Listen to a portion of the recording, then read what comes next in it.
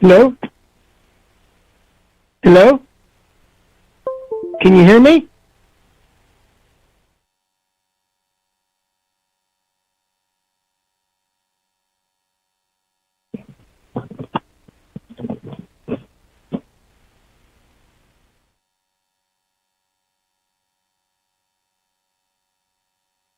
Hey, Pam?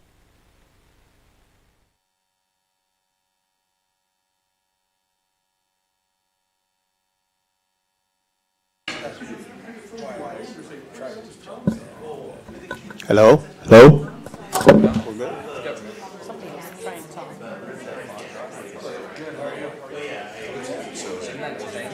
Mark, can you hear us? Can you hear me? Yep, you're good. Thank you. Okay, thank you. I was worried. I was just getting ready to have somebody text Gary and have him help me, but thank you. Okay.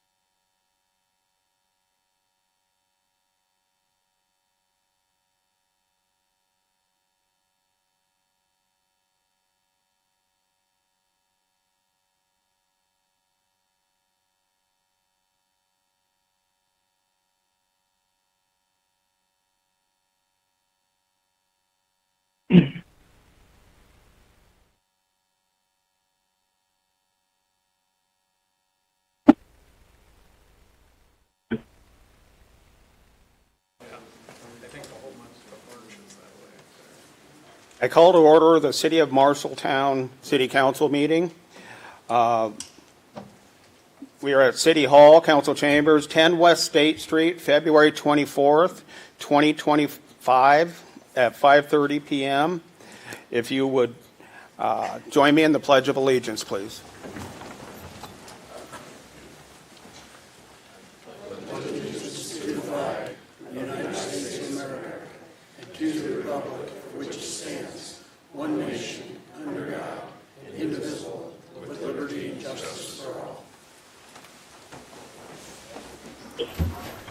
Thank you. Can we have roll call, please? Fonseca? Here. Kell? Here. Lottiehoff? Here. Mitchell? Here. Nichols? Here. Schneider? Here. Thompson? Here. Good. Thank you. We'll be moving on to public comment. Members of the public may make comments on any item which was not on the agenda at this time.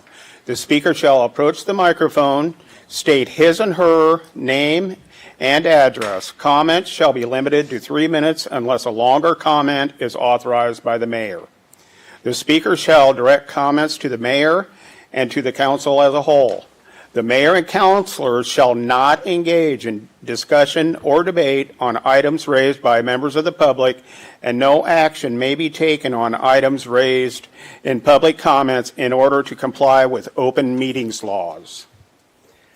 With that, the microphone is open. Good evening, Amber Danielson, Executive Director of the Arts and Culture Alliance. We're now officially on Main Street, and I just wanted to formally thank those of you who attended on Friday night. We were absolutely blown away by our first opening. We may have been over capacity at times, I'm sorry. We were barely fitting people in there. We estimate maybe 300 people. Are you taking notes? We'll do better next time. Ask for forgiveness, right? It was a great problem to have. It was really exciting to see the community come out and support. We had we had 39 Marshall County artists participate in having one piece up, aging in range from age 17 to 80. So it was a really successful evening, really vibrant downtown. Talked to lots of people who kept on their merry way and visited lots of restaurants and businesses on Main Street. So thank you for those of you who attended, and we look forward to more in the future. Thank you, Amber. Anyone else? Dave Grieve, 128 East Main. Had a pretty busy last couple of weeks when we had really cold, frigid weather. The Experimental Aircraft Association went down to the State Historical Museum, and believe it or not, there's some of the first kit planes built in Iowa by Iowans. One was a 1911 Curtiss Pusher, which was really cool, and another one was a Benoist tractor biplane. I wish I had pictures here. 1917, built by kits from Iowans and stuff. There was a really neat write-up by the chapter president, Paul Adams, recently. TR should pick that up. He just built like a 8-foot propeller for an antique aircraft from about the 30s called a Pheasant that was damaged in a storm at the world's largest air show in Oshkosh, Wisconsin. And the club did a wonderful job building it. It was really, really cool. So fun to see that club doing great things. And they do have college scholarships available. One of the chapter meetings this summer, a young lady came in that is training down in Florida for her pilot's license, came in and spoke about, and she's getting a scholarship. And so it's fun to see that chapter doing great. And I'll remind you that out of 14, there's only 14 cities in the state of Iowa that have an EAA chapter out of 99 counties. And Marshalltown is a very prominent chapter. Very good there. So the other thing I did in the last couple weeks, I went to the Iowa Development Annual Meeting, which had a lot of positive attributes. This is an annual meeting I'm sure a lot of people will talk about that was going to that meeting also. Won't waste my 3 minutes. And the other thing was interesting because it came up on the consent agenda on the gun club, and I didn't grow up here. I didn't know there was a gun club underneath the Center Street Viaduct Bridge built in 1961. And so I reached out to Councilor Thompson on that, and he kind of hooked me up with Randy Hall, who had actually met with Dudas. And I think Rick is the president's name. And also kind of when I reached out to Melissa Fonseca on that for maybe as a way to help budgeting and so forth. She joined me on the tour. We had a great time down there, and I think it's on the agenda today, so maybe I'll save some of those comments for later on. Did I stay under 3 minutes? Sometimes I talk too much. We know this.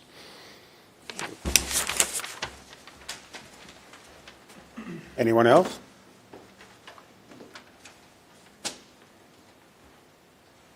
Okay, moving on to council, administrator, and mayor's comments. Any councilors have any comments? Amber kind of stole my thunder talking about the ACA opening uptown on Main Street. That really was a great event. And she's not exaggerating when she says how many people were there. That's great to see up on Main Street, and we're looking forward to more. Mayor Greer is fulfilling his grandfather duties on the West Coast. That's why I'm filling in. And I believe that's all I have. We'll move on to years of service. February, we have Nate McDowell, who has been at the street department for 5 years, and Brad Roselle at the water pollution control plant. He's also been there for 5 years. Congratulations to both of them. With that, we'll move on to consent agenda. Move to approve, Your Honor. Second. I have a motion and a second. Roll call, please. Nichols? Yes. Schneider? Yes. Thompson? Yes. Fonseca? Yes. Kell? Yes. Lottiehoff? Yes. Mitchell? Yes. Okay, we have one item on the agenda, the legislative update. Our representative, David Blum, is winging his way back to here, and he probably won't be here till 6 or 6:30, so we're going to skip him, and then we'll come back when he does arrive and catch his breath. One other thing that I want to mention in the consent agenda is we have Lieutenant Sadie Weekly was just approved through the Civil Service Commission. And I believe that she is going to be sworn in as captain on Wednesday. Yeah, Wednesday. So congratulations to Sadie. She's a great addition to the top staff. It's always nice to see locally trained people coming up through the ranks and assuming the top spots. Okay, let's move on to item H.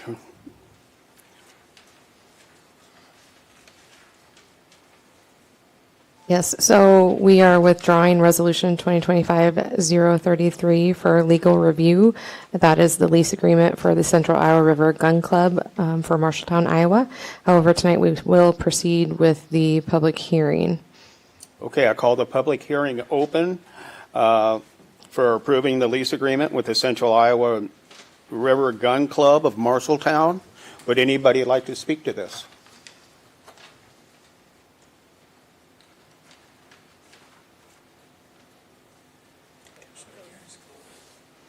The time is 5:38 p.m. and I will close the public hearing. And as our city clerk mentioned, that we do want to, before bringing it back to council, the legal staff wants to just check it over quick to make sure everything looks good. And then it'll come back to council after we've already had the public comment. So, Your Honor, may I just suggest that we administratively extend the lease agreement until we settle the matter on the resolution? I don't have a problem with that. Do you Your need a Honor. motion to do so? The lease expires February 28th. So since this is held up by legal, this is the right move to extend their lease rather than change the lock on the door Right. until we resolve the issue. So I would make that motion. Okay. I'll second the motion. Okay, I have a motion and a second to extend the agreement. Is there any questions or comments? Anything from the public? Just the council. Roll call, please. Kell? Yes. Anything from the public? Lottiehoff? Yes. Did you ask that? It was during the public hearing. There was a public hearing on the item. The public hearing's been closed. Lottiehoff? Yes. Mitchell? Yes. Nichols? Yes. Schneider? Yes. Thompson? Yes. Fonseca? Yes. Okay, it is 5:40, and I declare the public hearing open for Resolution 2025-34, approving the plan specifications, form of contract, and costs for East Main Street and Center Street reconstruction project.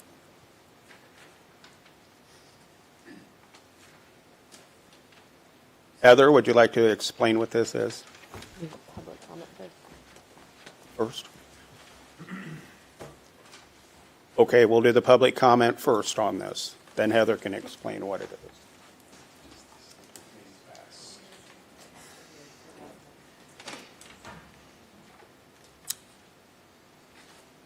Hearing none, I declare the public hearing closed at 5:41 PM. Okay, now we can have staff review. Good evening, Heather Thomas, Public Works.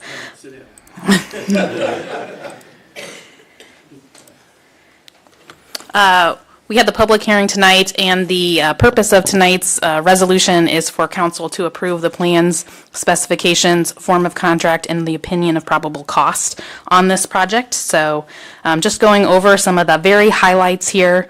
This is for a 5-block project downtown.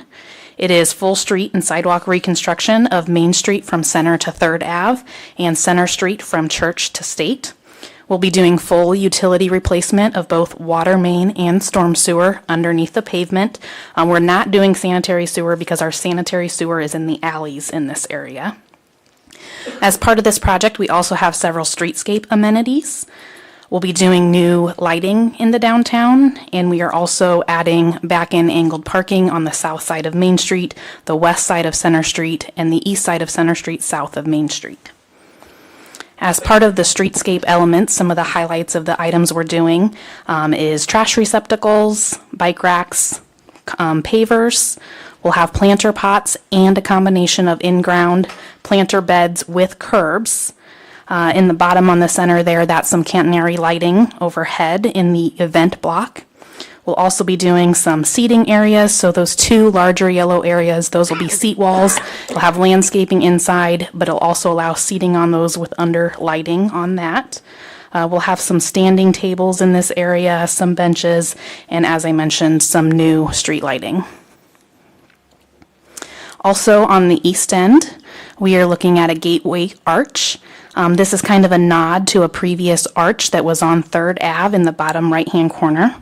As part of this gateway arch, on the bottom left, we're going to have the masonry match the existing courthouse. And we'll also be tying in some of the color scheme that the MCBD did just for branding downtown, which are the colors on the upper right and the bottom center.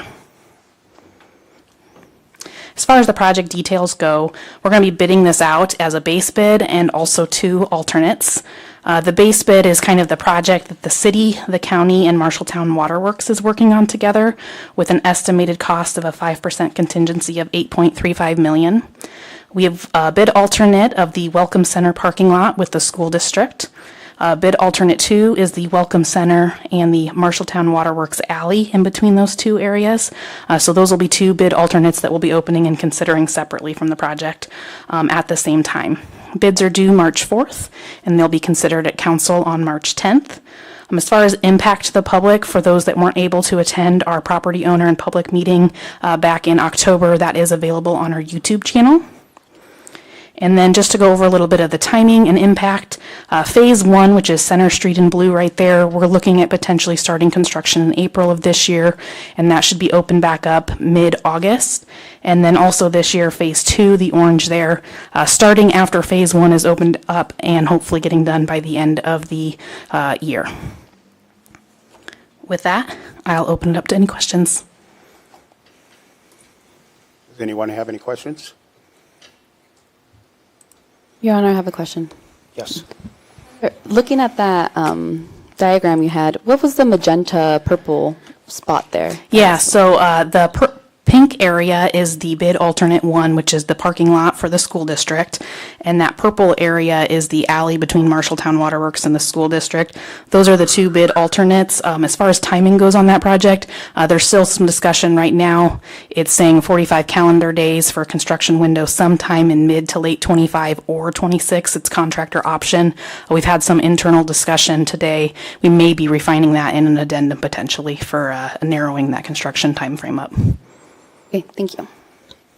Your Honor, may I make a comment? Yes, you may. I just want to say the very brief presentation that Heather gave doesn't even all scratch the surface of the amount of effort that's gone into this project to this point. It's been a great partnership with our consultant, with Heather, the school district, the Arts and Culture Alliance, the Chamber, the downtown business district, and so a lot of work has gone into getting this project to this point. Thank you. Anything else from the council? Your Honor, if I may? Yes, you may. Yes, I have a question for Heather. What side of the street did you say the angled parking is going to be on Center Street? On Center Street for these 2 blocks between Church and State Street, we'll have back and angled parking all along the west side as well as the east side between Main and Church. Between Main and Church. Well, how will that affect the Del Rio buses that come in there and park? Yeah, just north of the Main and Center Street intersection, where there's going to be parallel parking on the east side of Main Street east side of Center Street between Main and State. The very southern portion of that block is going to be considered a loading zone or a bus unloading zone. So that'll allow for some of the semis to deliver goods to the stores downstairs as well as buses. Okay, thank you, Heather. Thank you. Counselor, anyone else? Okay, I'm going to close the public hearing at 5:47 p.m. and move on to the resolution. Do we have a motion for Resolution 2025-034, approving plan specification, form of contract, and cost for the East Main Street and Center Street reconstruction project in the city of Marshalltown, Iowa, being project number STR22-002? Move to approve, Your Honor. A second? I have a motion and a second. Any questions or comments? Roll call, please. Fonseca? Yes. Kell? Yes. Lottie Yes. Mitchell? Yes. Nichols? Yes. Schneider? Yes. Thompson? Yes. Thank you. Now we'll move on to the next public hearing. I declare the meeting open at 5:48 p.m. Hearing for the resolution 2025-035, approving the plan specifications, form of contract, and cost for the South Center Street median replacement contract. Would anyone from the public like to say anything?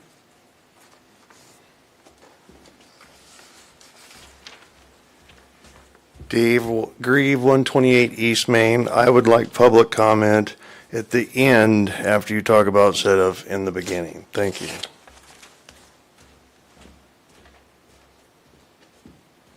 Yeah. Okay. Anyone else have any comments? Okay, can we have staff review?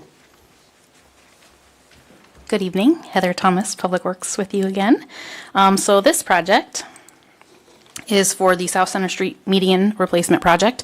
Same thing as the last one, we're approving the plans, contract, estimate this evening.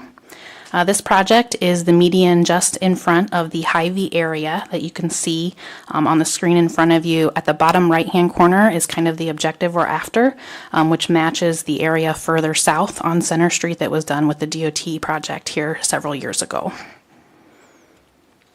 This project has a $100,000 cost estimate. Bids are due March 4th. They'll be considered at the next City Council meeting. We have a substantial completion date of July 25th of this year. As far as impacts to traffic goes, we'll be doing this in 2 stages. The first stage will be taking out the triangular raised median that requires people to take a right turn into Hy-Vee. Once that is out and replaced, we'll go on to stage 2, where we'll be taking out the center median area.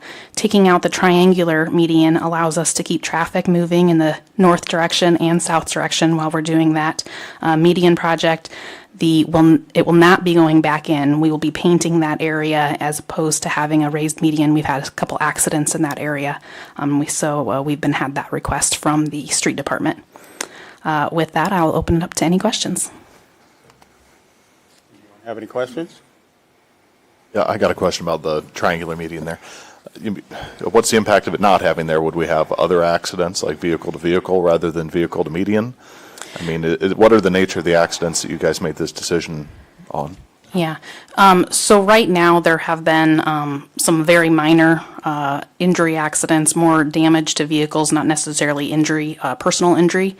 And so a lot of people, we've received feedback that they see that median and they forgot they were in the right lane, then they try to hurry up and merge to the left, not necessarily looking to their left. So whether there is a median there or not, it gives them just a little bit of extra time to move left. So we're not anticipating a large change in the accidents in this area. Your Honor, I have a question. Go ahead. Heather, so then with this, if we're going northbound, then and we want to turn right into Hy-Vee, then the drivers behind would need to slow down. So the traffic would be slowed down if somebody needs to turn right, and it could back it up a little bit. So we will still, at the end of this project, have 2 lanes going north.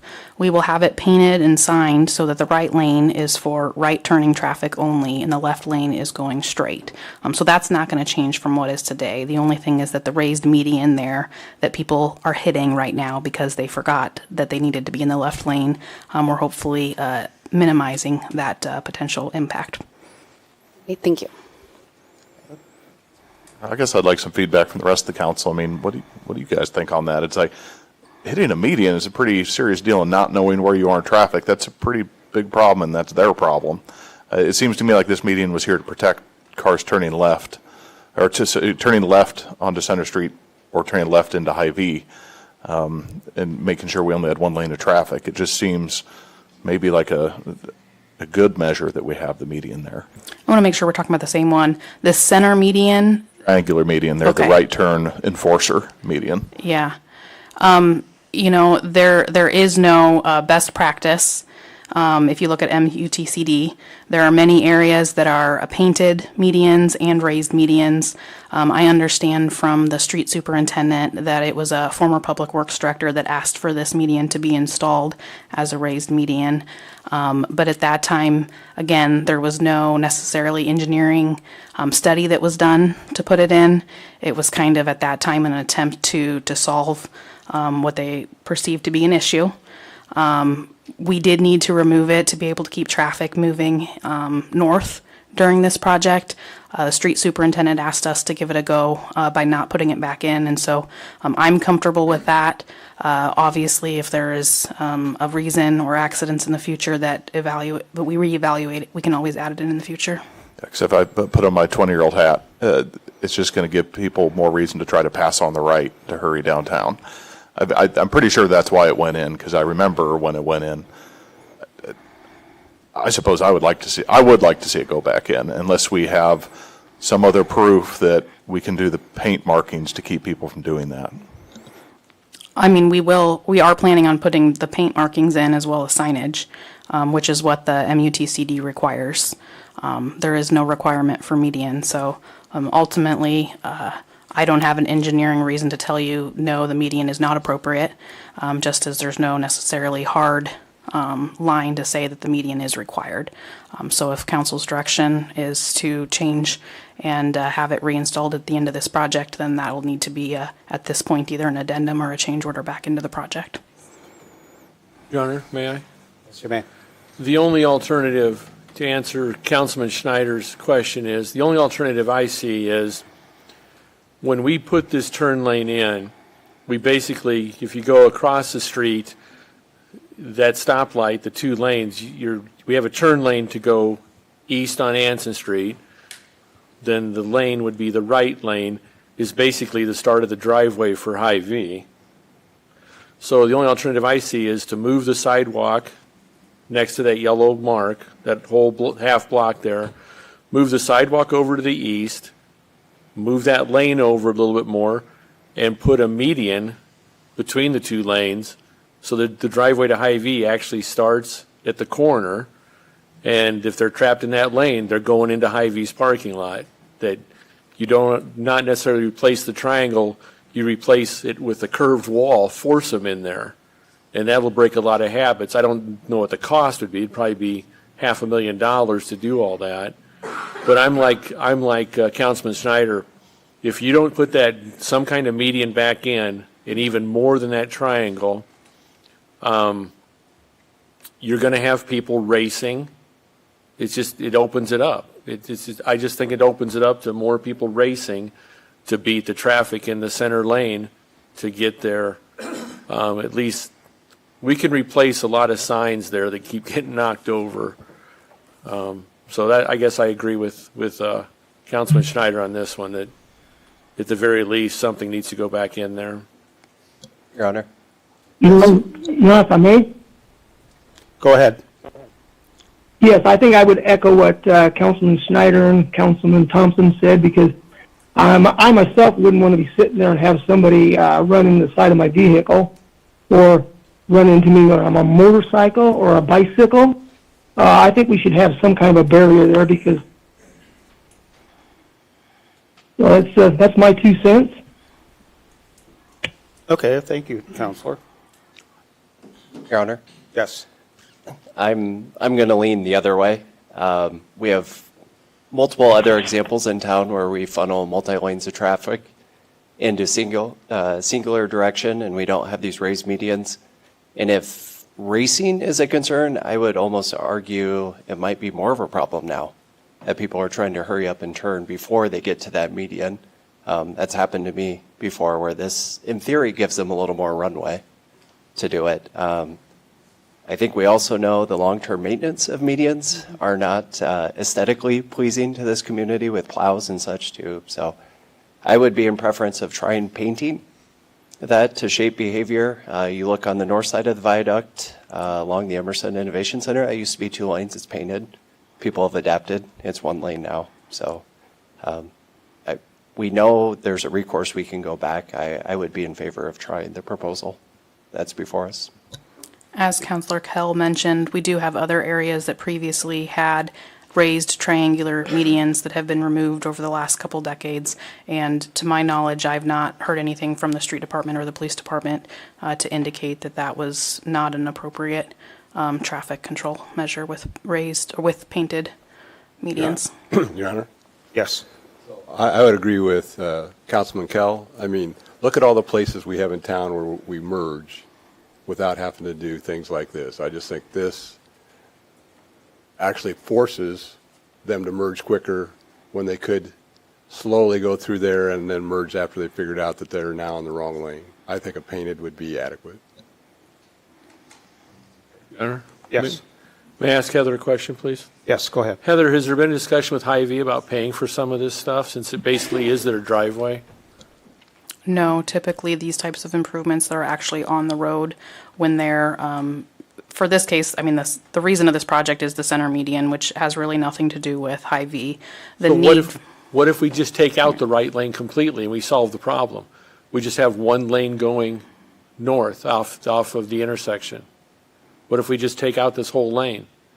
And then people in the 1 lane can turn to go into Hy-Vee, or they can go straight over the viaduct. Then no one's racing. No one's cutting in. I mean, does Hy-Vee really get that much traffic that it necessitates their own lane? To the best of my knowledge, there's not been any traffic study relation justifying the right turn lane. However, I would question what problem or perceived problem you're trying to eliminate by eliminating that pavement. We have plenty of other areas in town where there are more lanes than necessary by traffic counts. If you do merge that, you'll likely end up with a higher incident of rear-ending if it was a single lane for when people are turning right. Your Honor, I have a question. Yes. Heather, can you please explain this orange, all these dots here, just so I'm getting this right? Yeah, so if you're looking at stage 2 on the right-hand side of the screen, the orange hatched area is the area that would be closed to traffic to protect the workers as they are removing and replacing that median. Okay, so then with this project, the circled median, the triangle will be gone, and so then would there be painting, or how would there be a sign right only right there, or what would happen?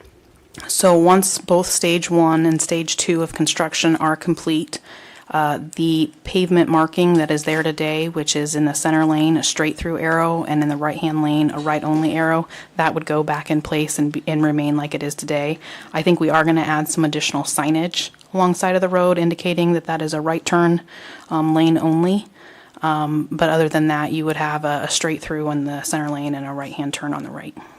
Okay, and then for when you're turning left out of Hy-Vee, would there be any lines, kind of dotted lines to turn left and kind of, or anything like that, just for the drivers coming out? Yeah. Something like that.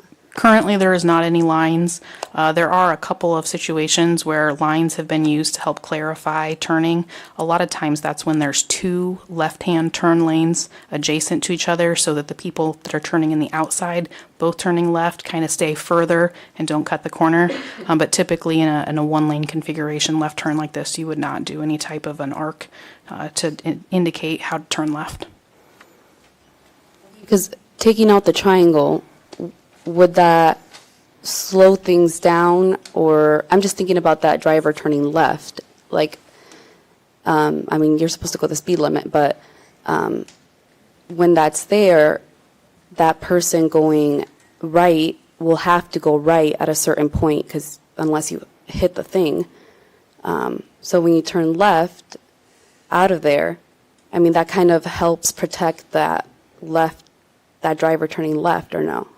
No, because there's still a same number of cars that are going to continue going straight or going north. So whether they're in the left or right-hand lane, the car turning left out of Hy-Vee going south on Center Street would still experience the same number of vehicles that they do today. Okay, so then I would be interested in seeing like the final like sketch of the plan and everything, just kind of more of like an illustration of how exactly everything would move. Just to get a full, clear picture of it.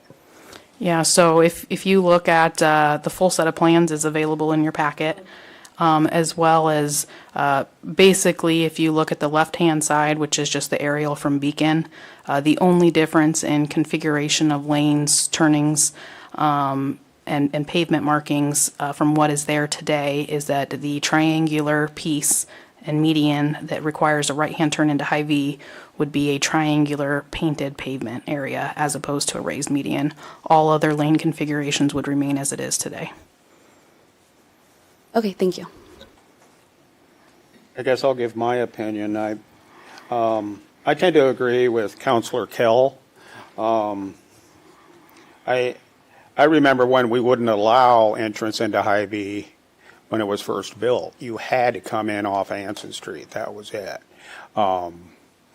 But I've seen a lot of traffic there.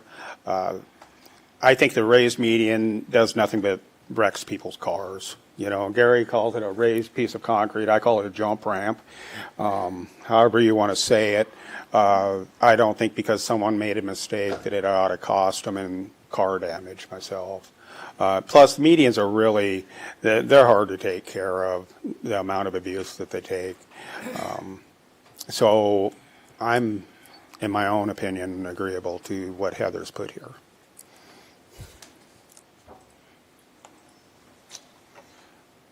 So, without anything else, does anyone from the public have anything?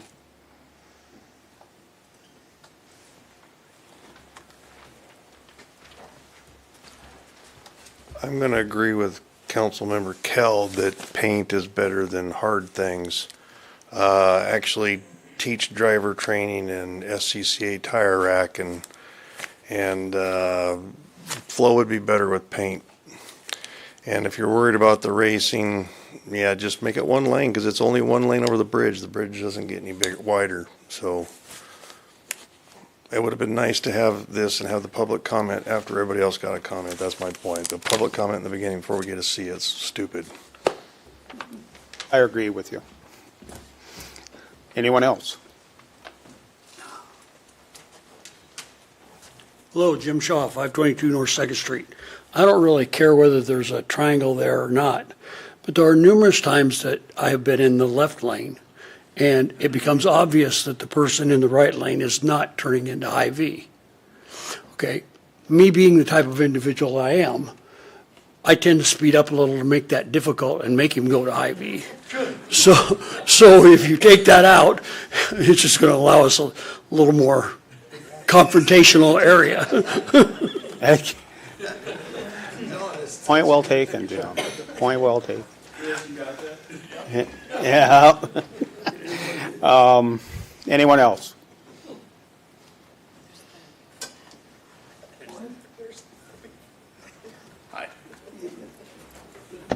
Hi, my name is Marco, 11 North 6th Street. Marco Yepes. This always sucks. Okay, yeah, right. That'll work. Yeah, so I wasn't expecting to come up here and talk, but I totally agree of leaving that median there, or that raised concrete, whatever, that triangle. Actually, I love this project because I hate that the fact that the middle median, it's in pretty bad condition, so I'm grateful that we're repairing it. Of course with paint, but instead of with concrete. But I'm also in the school of thought that this driveway, I guess, shouldn't really exist in the first place. You have two things that are going on here. You're turning right to Hy-Vee, and then we have another case where we're merging to go north of Center Street. So it's really two things that are going on here, and I think that's why a lot of people are just kind of racing, to get into the lane or turn right or whatever. But given that the reality is that this driveway is going to exist, for probably decades, I think we should keep that that triangular concrete thing that I forget the name of it. But yeah, I'm in favor of keeping it. Yeah, that's my opinion. Thank you. Thank you. Anyone else? Okay, I call the public meeting closed at 6:08 p.m. and move on to the resolution. Resolution 2025-35, approving plan specification, form of contract, and cost for the South Center Street median replacement project in the city of Marshalltown, Iowa, being project number STR 25-002. Move to approve, Your Honor. Second. Second. Okay, I have a motion and a second. Your Honor, Yes. I'd like to make a motion to direct city staff to keep the triangular median. I'll second that. Okay. We have an amendment to have city staff keep the triangular piece in. We have to deal with that first. Your Honor, may I ask a question to Heather? Or can I ask a question to Heather? May I ask? Okay. Heather, so in that right lane, if it's painted, then it would be a turn right or a merge, kind of like the sign would go, so it wouldn't go straight. Like, what would be painted on that right lane? The right turn arrow as it is today. Right turn arrow. So, okay. So then you wouldn't be able to, like, slow down and then merge to the left. People will probably do that just as they do today, but just because we have a right-only lane, we would have signage that says merge left to go straight, but people have, a period of time that they're able to make the decision to merge into the left lane or go right into Hy-Vee. Okay, so just thinking about, like, the streets we've driven on, that this one's different because you can turn right. So when the lane ends, So it wouldn't be like that. So I was just thinking in my head, like if they wanted to merge into that left lane, they could, but so with this, they wouldn't be able to. I mean, they can, There would but be no physical barrier preventing them from merging left, just as there is not a physical barrier today merging left prior to getting to the drive entrance. right, but at the triangle, if the triangle is there, then they wouldn't be able to at that point. But if it wasn't, if it was painted, they could still get in there Yes. as painted. Okay, thank you. Your Honor, if I may. Yes, you may. I have a question for Police Chief Jones. I knew this was coming.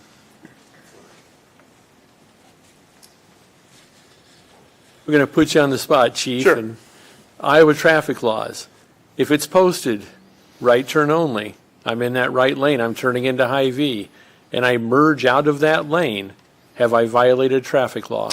And you were involved in an accident, it would be failed to merge correctly, yes. More than likely in those situations, we'd be understanding of a driver that might need to make that lane change. Looking at the totality of this, I can also talk as a driving instructor. From coming down Center Street, northbound, we're really looking at an issue of traffic congestion at that Anson intersection. And Anson and Center is probably one of the higher level rates of accidents that we have for rear end collisions in that area. So having that right lane to turn right decreases the congestion in that intersection to allow people to go straight into Hy-Vee. Now, Hy-Vee has a lot of customers, a lot of traffic, especially on the weekends.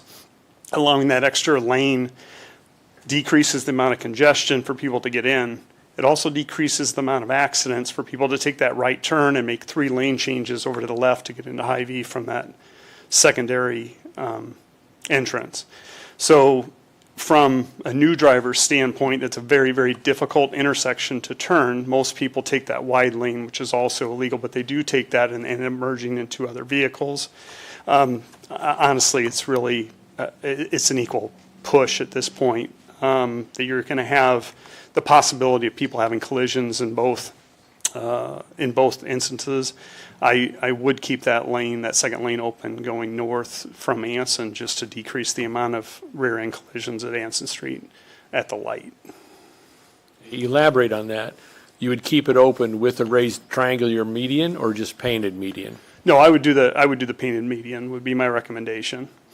It allows a little bit more time for people to make one decision or another before they actually either hit the median or cause more of a panic reaction at that intersection before they either turn right into Hy-Vee or go straight. Thank you, Chief. You're welcome. Any other questions? Okay, first we're voting on the amendment to leave the concrete triangle there. Do we have a motion and a second? We do, yes. Okay, roll call, please. Fonseca? No. Kell? No. Lottie Hoff? No. Mitchell? Yes. Nichols? No. Schneider? Yes. Thompson? Yes.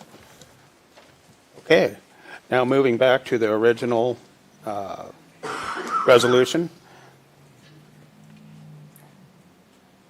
Yes, we have a motion and a second, so we'll call roll. Kell? Yes. Lottie Hoff? Yes. Mitchell? Yes. Nichols? Yes. Schneider? Yes. Thompson? Yes. Fonseca? Yes. Okay. Moving on to item number 4. We have a public hearing and resolution 2025-036 approving plan specifications, form of contract, and cost for the water pollution control plant sludge thickening project in the city of Marshalltown, Iowa, being project number WPC 24001. First up, we have public comment and call the meeting, the public hearing open at 6:14. According to council rules, the first thing up is public comment. Can you reserve the right to make comments later? Sure. Dave Grieve, 128 East Main. Your Honor, I reserve the right to make comments later. Thank you. Anyone else? Okay, can we have staff review, please?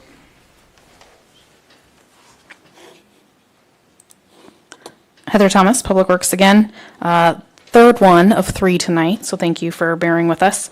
This is for a project out at the wastewater treatment facility for sludge thickening improvements. Right now, the goal of the project is to replace existing equipment that was installed in 1980 and 1986. Then the purpose of that equipment is to thicken sludge. We currently have 2 units. They're called dissolved air flotation technology. Those are the green boxes on your screen. We are taking those out and installing 2 units with the rotary drum thickener technology, which are actually the blue boxes. I also have a polymer and a motor control center in blue as well. But some of the added benefits of this project includes a smaller footprint within the building. This technology is more energy efficient, and probably the biggest benefit of this project is that we're dual purposing this equipment. Currently, we have 2 units. They both thicken pre-digestion sludge, and they thicken it to a 3% concentration. So we currently generate about 7.5 million gallons of biosolid sludge a year. We only have 4.75 million gallons of storage on site, so we're required to land apply twice a year. With this way that we're configuring it in the piping, we're going to have 1 unit do pre-digestion sludge and 1 unit do post-digestion sludge. That's going to allow us to thicken it to the 6 to 7% and get an entire year of storage with our existing equipment. So in a nutshell, that's our project. Opinion of probable cost is $3,317,000. Bids are also due March 4th with a substantial completion date of March of 2027. So it's an over 2-year project. The equipment has a pretty big lead time and there's quite a bit involved. As far as impacts to the general public, there will not be any to the wastewater users. All of the operators will be handling those impacts and making that all work smoothly during construction. And with that, I will open it up for construction and questions. Your Honor, if I may. Yes, you may. Heather, what is the contingency plan if one of these breaks down? Not a problem. So with DNR requirements right now, we have a redundancy requirement. So with 1 unit, we can do what we need to do. The reason we're able to have this added benefit of the dual piping is because we were required to have a second unit anyways. So we're just going to utilize that if in the event the first unit would break down. We can always store at 3%, feed back to this system after a unit is repaired to be able to thicken that up at a later date. Thank you, Your Honor. Thanks, Heather. Anyone else have any questions or comments for Heather? Okay, I'm going to call the public hearing closed at 6:18 p.m. Okay, is there any public comment, Dave?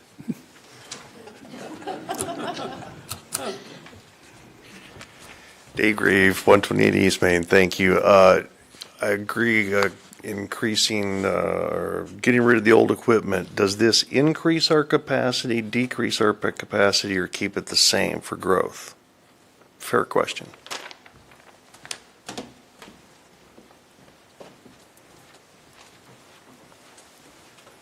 Sludge thickening is a single process in our entire treatment facility, so this would not impact the overall treatment capacity at our facility. It's just a single process within. Thank you, Heather. Okay, anyone else? I'm going to call the public hearing closed at 6:18 p.m. and move toward the resolution. Resolution 2025-036, approving plan specification, form of contract, and cost for the water pollution control plant sludge thickening project in the city of Marshalltown, Iowa, being project number WPC 24001. I will move for approval, Your Honor. And I will second. I have a motion and a second. Anything else from the councilors? Roll call, please. Schneider? Yes. Thompson? Yes. Fonseca? Yes. Kell? Yes. Lottiehoff? Yes. Mitchell? Yes. Nichols? Yes. Okay. Our next item on the agenda is discussion, but if Representative Blum is wound up, ready to go, let's bring you up here now. Sounds good.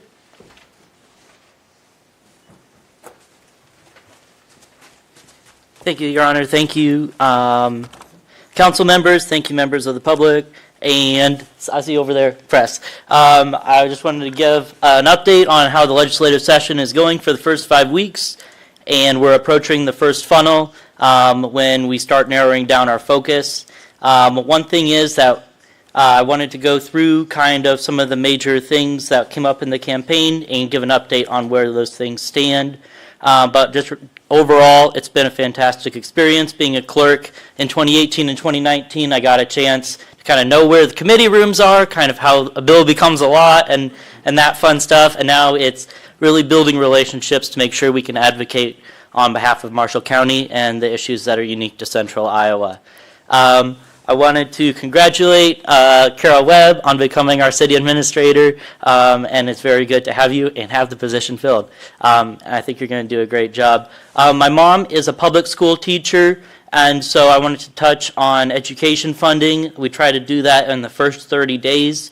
The governor and the Senate came out with a 2% growth for supplemental student aid, and over in the House, we didn't think that was enough. It would cause a lot of our rural school districts to go to a fallback program to protect their budgets, especially if they're losing students.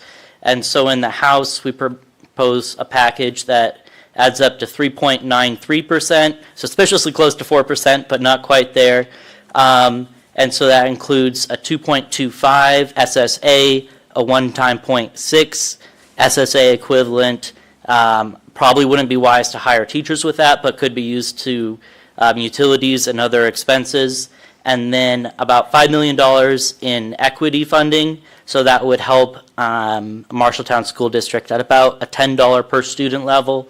And then a few other operational sharing. So wouldn't necessarily affect Marshalltown School District, but places like East Marshall could share finance and other responsibilities with other districts and save money, but also get a boost in their funding because of that. And so those are kind of those big chunks that all add up to 3.93% new money for our public schools. And then one program that's not included in there, but I'm going to be advocating for because it's really helped the Marshalltown School District, is the teacher and para registered apprenticeship program, and especially for our teachers who are currently translators or secretaries or support staff who have a dream of becoming teachers in the Marshalltown School District. This registered apprenticeship program helps fund them to go to kind of night classes, but also learn on the job and be able to continue being paid, because a lot of them are non-traditional students who really need to keep paying the rent so that they can stay a part of the program, and that's really important. I got the chance regarding quality jobs here in Marshalltown to meet with industry as well as earlier in the session, as well as today was a Labor Day on the Hill, and so I talked with the UAW and SMART, which helps represent myself as a sheet metal worker in Local 45, and hear about the issues that are affecting them, and then the safety through SMART is sheet metal, air, rail, and transit. So we had a good conversation about transit safety, which I know affects us here in town, because we're always trying to negotiate with the railroads and make sure they're being good neighbors. And then taxes, we're still looking at finding ways to simplify and find transparency, to add local controls so that the councils can make flexible decisions, and that we have accountability throughout the process. And with our veterans care, the final point I'll make is that will be introducing a bill to increase the personal needs allowance and get that conversation started. And we are already passing bills to provide more training to our veteran service officers who help in each county has one veteran service officer or more. In Marshall County, we have Kevin Husbo, and he does a really good job, and so we're just making sure that other counties have the opportunity to have veteran service officers who are as well trained as he is and as effective at helping our veterans work through the claims process with the VA. And then I've also had the chance to continue visiting with residents and also listen to staff, and we're working to make sure that staff are heard and that we can improve the culture of the Veterans Home so that it's a great place to work and to live and call home for many generations to come. I really appreciate the opportunity to come and speak, but also the opportunity to listen and hear what's important to the council and Marshalltown as a whole, just like I've had the chance to do at Gilman and hopefully all the other small towns around us. Really appreciate your time, and thank you very much. Thank you, Representative. I would urge you, as bills come up, to contact the mayor, any of the city council members, or Carol, to find out what the different effects are that we have. I'm sure you're aware that cities have lost a lot of local control in the past, whether it's the our different levies. There's talk about the local option sales tax. There's quite a few items that, like the levies affected our library, the Mac Center. And these were levies that were just voted on by the people of Marshalltown, because all cities and towns are different. Different makeup, what's important to them. I'm sure you would agree with me. More industry, less industry, more. So every town is a little bit different. And so it's very important for local control that we decide what's important to us, like those levies that we had. The city itself, it was brought up, the citizens of Marshalltown themselves decided, hey, that's a good idea. Now, somebody in Ames may say, I would never vote for that, but in here in Marshalltown, it made sense. Or the extended hours for the library and those type of things. That was a separate levy. And Des Moines decided, no, we'll decide that. Yeah. And that to me, the loss of local control over about the last 25 years has been disappointing. It really has.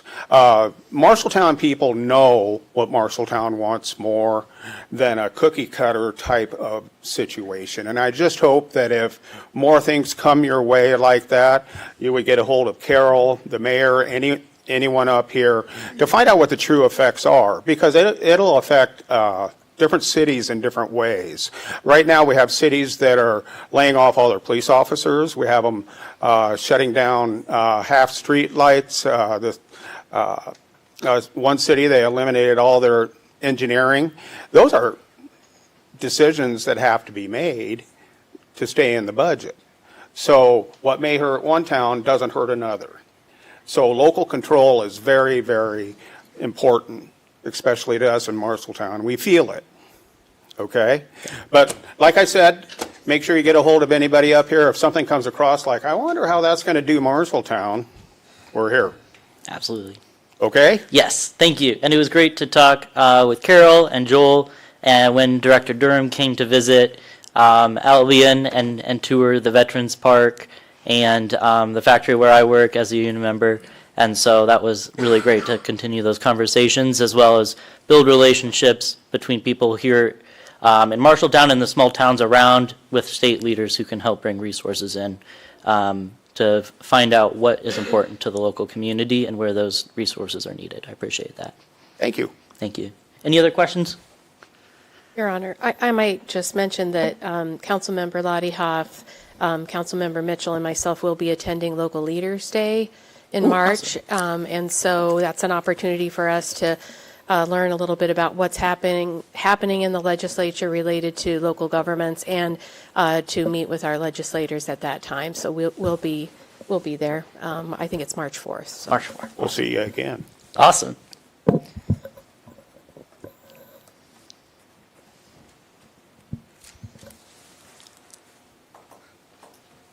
Okay.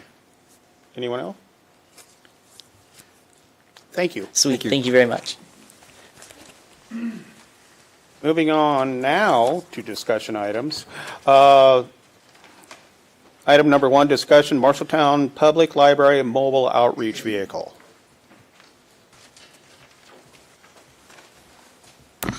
Good evening, Mr. Mayor and members of council and city administrator. Sarah Rosenblum, Library Director. I'm here on behalf of the memo that was sent to council regarding possible surplusing of the mobile outreach vehicle. Do you have any questions or? If you might, Councilmember Thompson had emailed a couple of questions earlier. Can you touch on the answers to those? Sure.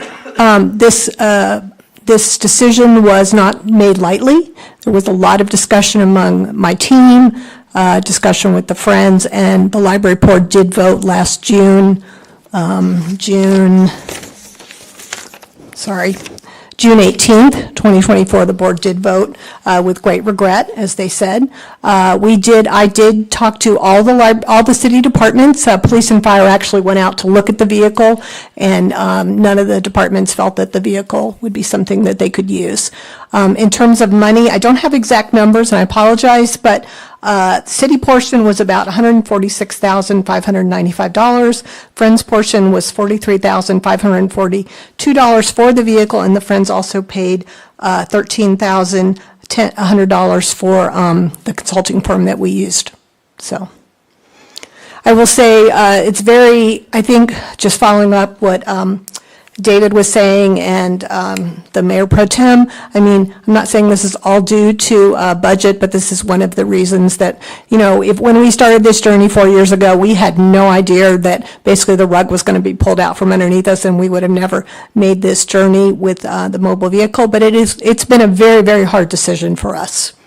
I will say that outreach, the vehicle is important, but it's a tool, and what we learned for outreach from this has been amazing, and we will keep applying all the things that we learned, about going out. We still make a number of visits to schools. We deliver to the individual nursing homes. We will be certainly at all the events. We're at the Healthy Family Fair and all types of things. None of those things will go away. All those things will continue to happen. I've also kind of been saying to my team that if we were a community that had a branch library, or like Des Moines has several branches, usually one of the first things, unfortunately, that goes on the chopping block is a branch, and I've experienced that in a couple of cities I've worked in, and these are very tough times, as you're well aware, and frankly, I don't think they're going to get better, and I do feel like I had a long discussion with Councilman Nichols, and we talked about the future, and I wish I had a crystal ball, but unfortunately, what I'm thinking in the future, it's still going to be a tough ride for several years. I may be wrong. I would love to be wrong. So, Sarah, the main reason of selling is you just don't have the staffing that would be able to. Well, that's one of the reasons. So last year, the staff member who was awesome that got us up and running and wrote all of our policy and everything, and was only a 29-hour person that we had repositioned that position, which was a position that we added because of the levy. It was the volunteer coordinator, and we changed it into the outreach coordinator. That person did leave, and we knew at the time that there were some big financial, we'd already had the loss of the levy, and I had, talked with staff and city staff about the fact that, holding a position open would be good, and so that position has gone unfilled. But I, again, because people know me, know that I tend to dream big. I was thinking that before all this happened with the levy, that I'd be coming to you in a year or two and saying, wow, this is so great, but I really need like two more part-time positions to really make this run. And obviously none of that is definitely going to happen. So, but we also encountered unexpected weather events. Even though we thought we would know like the wind and the heat, we did have some definite issues where we discovered things about the vehicle where we were basically just delivering things and then going into the lobby. And like I said, we have a really already strong outreach with the schools, and of course the schools come to us, but all those things will continue, whether we're using our own vehicles or whatever we're doing to bring the library to our community, and of course bringing as much of our community. But we also feel that the most important thing is to try to maintain library hours and days of service as much as possible, and that is our number one priority so that we can serve our families. I mean, just today I was on the desk, and it was amazing how many people came in that don't have technology in their house, that need to print really important documents, tax forms.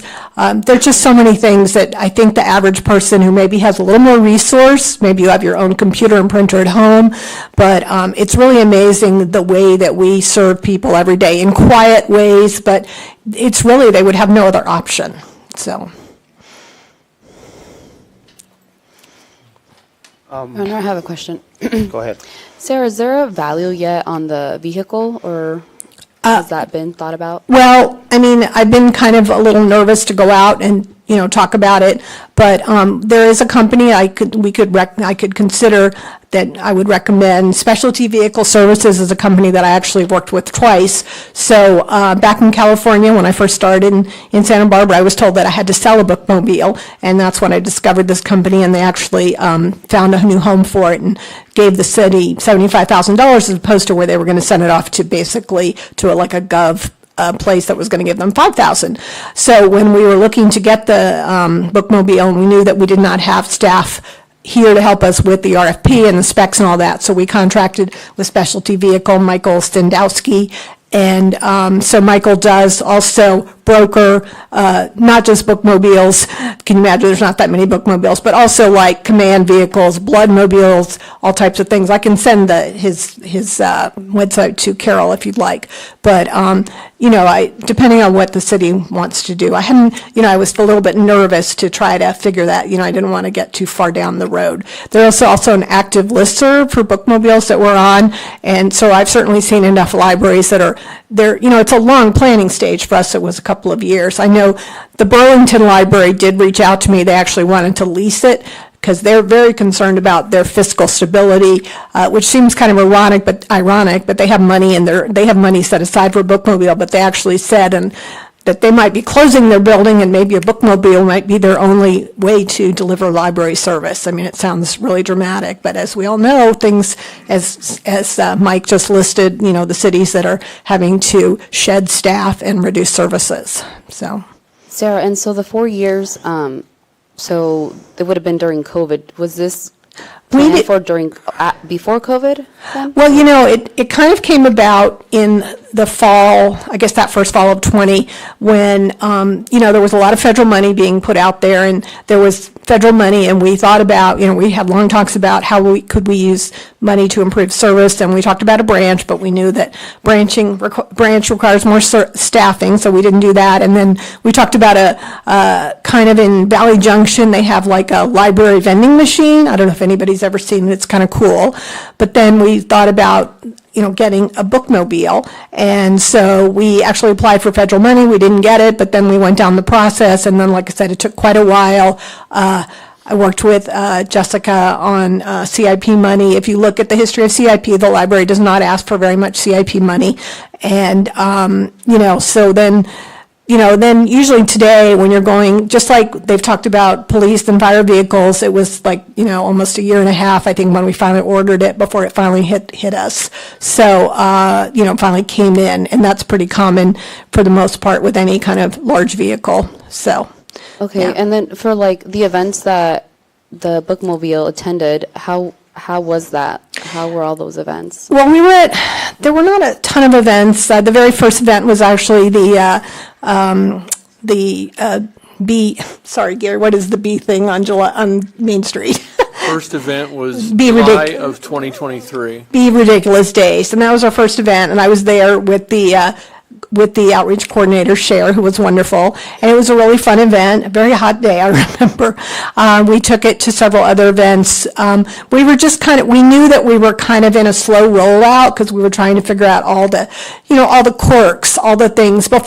Even before we bought the vehicle, we actually rented a U-Haul because it was a box truck. We rented a U-Haul one day and drove around the city, and we drove to all the nursing homes to see if we could manage to get this vehicle into all these spaces, I think everywhere but Grandview. So we did not have it at that many activities. We really only put 1,700 miles on it, and that's including driving it from Ohio, where it was manufactured by Farber Specialty Vehicles.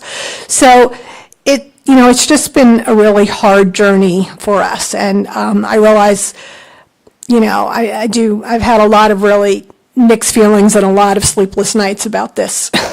So. I think the intentions were amazing with this bookmobile, honestly. And it's sad, that COVID hit and it took a hit, and that could have affected your results and your data on this. And also just So then the surplus part is going to be trying to get this sold then, trying to get this vehicle Yes, sold. yes. I mean, I do think we have a couple of options. So, but, you know, I tried, you know, we talked briefly about it, if you remember last fall, and then the decision, or actually it was in summer, that that the council wanted to wait until Carol came on board, and I totally understand that. And then you know, Carol's had a lot on her plate. You've all had a lot on her plate. So I've been kind of, you know, yeah, it's been hard. It's been hard for us to figure out a time, but, you know, if the council feels, you know, this is the right, you know, if they agree with this decision, then, you know, we'll go forward I'll come back with hopefully more information about, you know,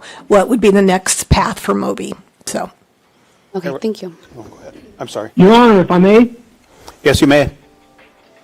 Yes, sir. Hey, here's an option that I don't know if you had thought about, that you could still keep the bookmobile. How about reconsidering you guys' position on the Epic Times and the American Rifleman? And maybe you would get some volunteers that would run your mobile. Well, You know, I'm sure we get lots of volunteers to drive the mobile around. I mean, I would even do it. well, the bookmobile, any vehicle is a city vehicle, cannot be driven by a volunteer. I believe that is city policy. I believe so. Well, then I guess we could hire them for a penny, and then that would be covered. You know, it sounds like an interesting idea, but there's a lot more than just, you know, driving. It's not like an ice cream truck, and I'm not disparaging ice cream truck men. There's a lot to providing the library service and the, you know, the things that go along with the bookmobiles. Like I said, the bookmobile is a tool, and it's a lovely tool, but it's just a tool. It's the paid, trained staff that really bring that service, you know, to the level that we want to give to our community. So, yes, but, you know. Well, that seems like a pretty good option. I think it might be one you might want to take back to your board and hash it over, you know, and take care of everybody's needs in this town. Your Honor, if I may. Yes, you may. So I guess I want to just cut to the chase here, that legally, this board, the way I see it, we need legal advice, but our hands are tied. The board that oversees the library, and I guess I don't know, is this a library asset? So I'm assuming this isn't a city asset, or is this a city asset or a library asset? Because what I'm saying is, if the board already voted a year ago, almost a year ago, that you're to discontinue the use and put it on the block, our hands are tied, because that's an independent board. The board voted to recommend to the council. My understanding is that this is now a city asset, and that the city, you know, I mean, the city is the title holder, so. Yeah, I would, unless Diana wants to correct me, but we purchased this out of general fund money. Is that correct? Well, part general fund, part donated money. But I mean, Yes, the city's portion. yes. Yeah, okay, CIP levy, but So still it's city funds. So it is Yeah. our asset. It is the city's asset. So then am I to assume that once it's sold, if we go that route, approximately 70-some% comes back to the city and 25% goes back to the Friends? Because that's how it was funded. Is that correct? Or does the city keep the whole thing? Well, We'll give the proportional amount that came from the Friends will go back to the Friends. and that would continue to support library service, which supports the city, so. I'm struggling with this because its first event was in July of 2023. In less than a year, the library board, you said June 24th, 2024, the board said, talk to the council about getting it. You had it less than a year. This is a $200,000 trial. I guess where I am is like, it's a brand new vehicle. I'd hate to see us sell it and take pennies on the dollar. So where I'm at is, we as a city, or you as the library, need to figure out how to put this to work. Your Honor?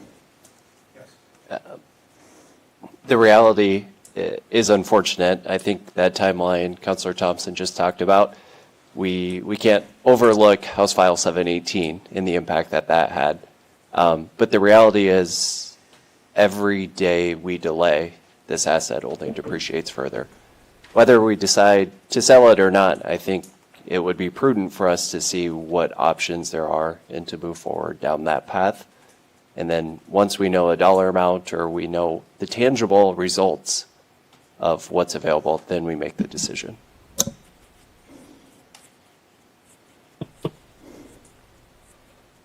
Am I correct that at first the library board said, okay, just don't run it, and then when it became obvious that the budgeting coming out of Des Moines and that was not going to change and your budget wasn't going to improve to the point of being able to use it,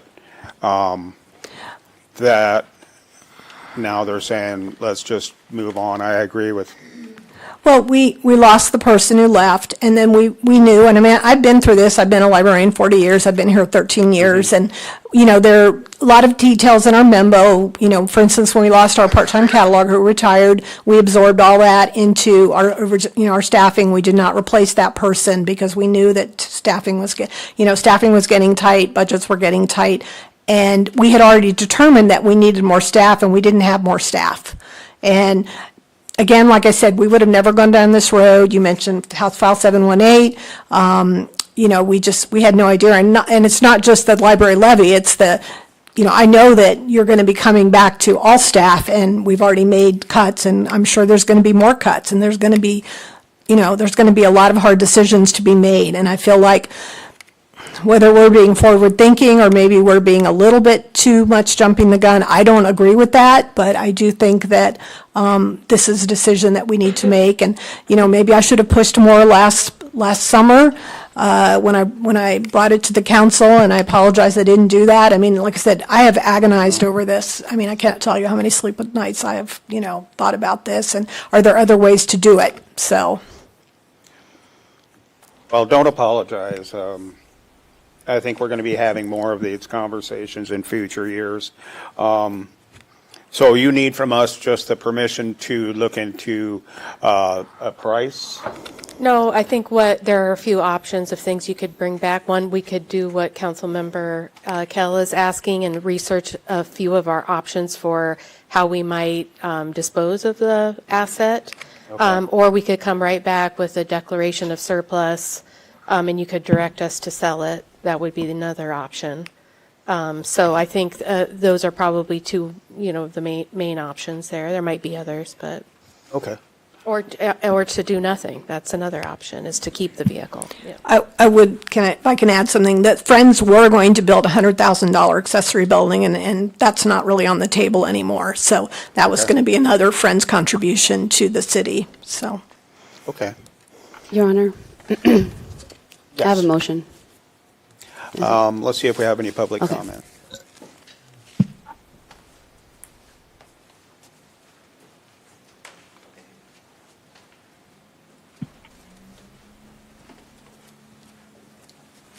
Again, I wasn't planning to speak tonight I wasn't planning on speaking, but yeah, so my name is Marco Yepes Gomez from 11 North 6th Street. First, I thought that comment was weird about the Epic Times. It's an issue that, in my opinion, is pretty stupid. And, that's just my opinion. Kind of sucks that it's being legitimized by some of us. And second, I think I just kind of want to point out that I think we're having problems with funding here. And I think some of that is recent. By recent, I mean within the decade, and really had to do with the state legislator. And the state legislator hasn't changed much. So I know we just had a legislated update, and I don't think much is going to change from the direction that we're going. I think, like you said, Councilman Ladioff, we're going to have a lot of these conversations coming up every year. So just wanted to point that out. Yeah, thank you. Thank you.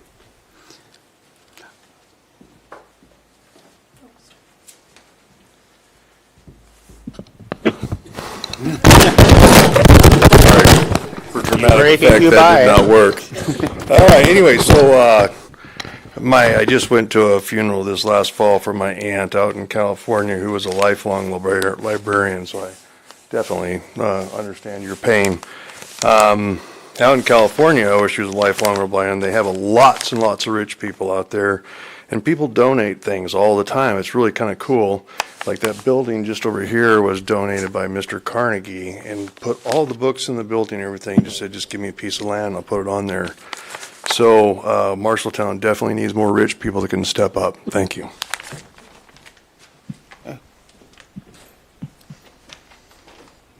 Want a motion on this? I think it'd be good if we could, so we can get clear direction. Did you have one more thing to add? No, I don't. I Oh. didn't know if you needed me to do anything or, no. So I moved to direct staff to gather data on the market value of the vehicle, as well as options on the staffing, the wages, and, or just whatever the board gathers on what would it take to get this running and make it successful. And also look at a volunteer plan on if we just need volunteers to run it or something. That way we can see what the ROI is before we let it go. It's already been bought, it's owned. We need to see what it can do and brainstorm on its best use moving forward. I don't think selling it at this point is necessary until we look at that, just how Councilman Kell said as well. Is there a second on that? I'll second that. Okay. I've got a motion and a second to keep the bookmobile. To direct staff to gather market value data on the vehicle and what options would be if we were to keep the vehicle for staffing and wages and how much it would take to run the vehicle, and looking at volunteers. And Your Honor, if I may? Yes, you may. It's my understanding that volunteers can operate city vehicles. It'd be like police reserve, and someone needs to correct me if I'm wrong, that we hire them for $1 a year so they can operate in the city. Mm-hmm. Is this correct? And I would think this would be the same thing, that way they're under our insurance. So we could have volunteers paid $1 a year to operate a bookmobile.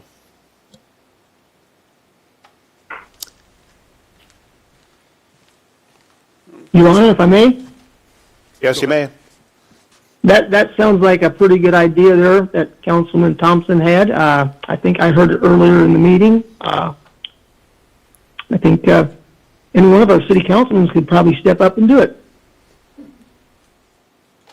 Okay. Chris Jones from the Police Department. Might be a question for Jill Petermeyer from HR, but we do pay our reserves $1 a year to be volunteers. It does cover for liability for those people. But we have had reserve programs with true volunteers on our department, and they have been instructed that we cannot allow them to drive city vehicles. So there is a line there.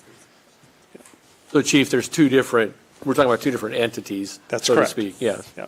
Well, we can research it and get back to the council on that.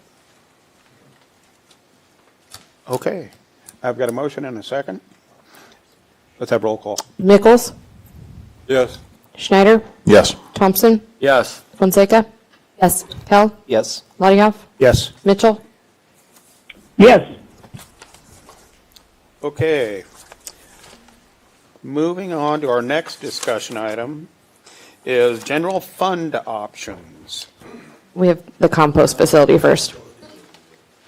Come on, Mike. Compost facility. I was hoping. Go ahead. Heather Thomas, Public Works again. We are in the process of posting and hiring for our seasonal compost attendants. Typically, we open April 1st of every year. And last year, we struggled with staffing, so we want to make sure we're able to communicate appropriately when we're hiring on the hours of operation of our facility. At this time, we've not had any formal requests for council to change them, so we are planning on closed Monday through Thursday, Friday from 10 a.m. to 6 p.m., Saturday 9 a.m. to 4 p.m., Sunday noon to 4 p.m. I've included some statistics in my memo from the operation this last calendar year, and I'd just like confirmation on those hours from council. Have any? Go ahead. Your Honor, Mayor. Heather, could you explain a little bit on the deficit part? Has it always operated at a deficit yearly, or what's the situation on that? Historically, we were able to burn some of the material that we took in. That changed sometime before I started, where we were no longer able to burn, so we had to hire that material to be chipped and hauled away. Some of that direction came through some of the permitting requirements at the state level, and then also with some consultation with our fire department. So that's an added expense to dispose of that material. 2 years ago, at the city administrator's direction, we were running a deficit at our compost facility year after year, and we were asked to balance that without the use of general fund. So basically run this as an enterprise fund at a break-even point. We brought back several options to both increase revenue by adjusting gate fees and also decrease expenses, which included closing the facility multiple days a week. At that time, we were open 7 days a week. We brought a proposal to council to close 3 days and open 4, and council's direction was to close 4 days and keep it open for 3.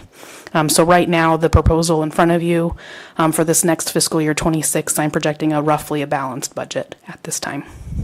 I see. And then how many employees would be there for the Friday through Sunday? There's only one employee at a given time. We hire seasonal employees, so they're only allowed to work 6 months of the year. So we have a first shift season and a second season. Each of those, we try to have a minimum of 3 people to balance that load, so that'd be 6 seasonal employees for the year. And then I was just looking at kind of the challenges that have been going on, just thinking about like the staffing. So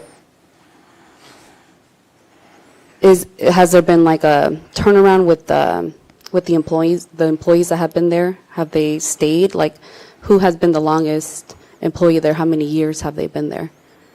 I know that there's been an employee that's been there for over 4 years. There's several of them that are maxed out.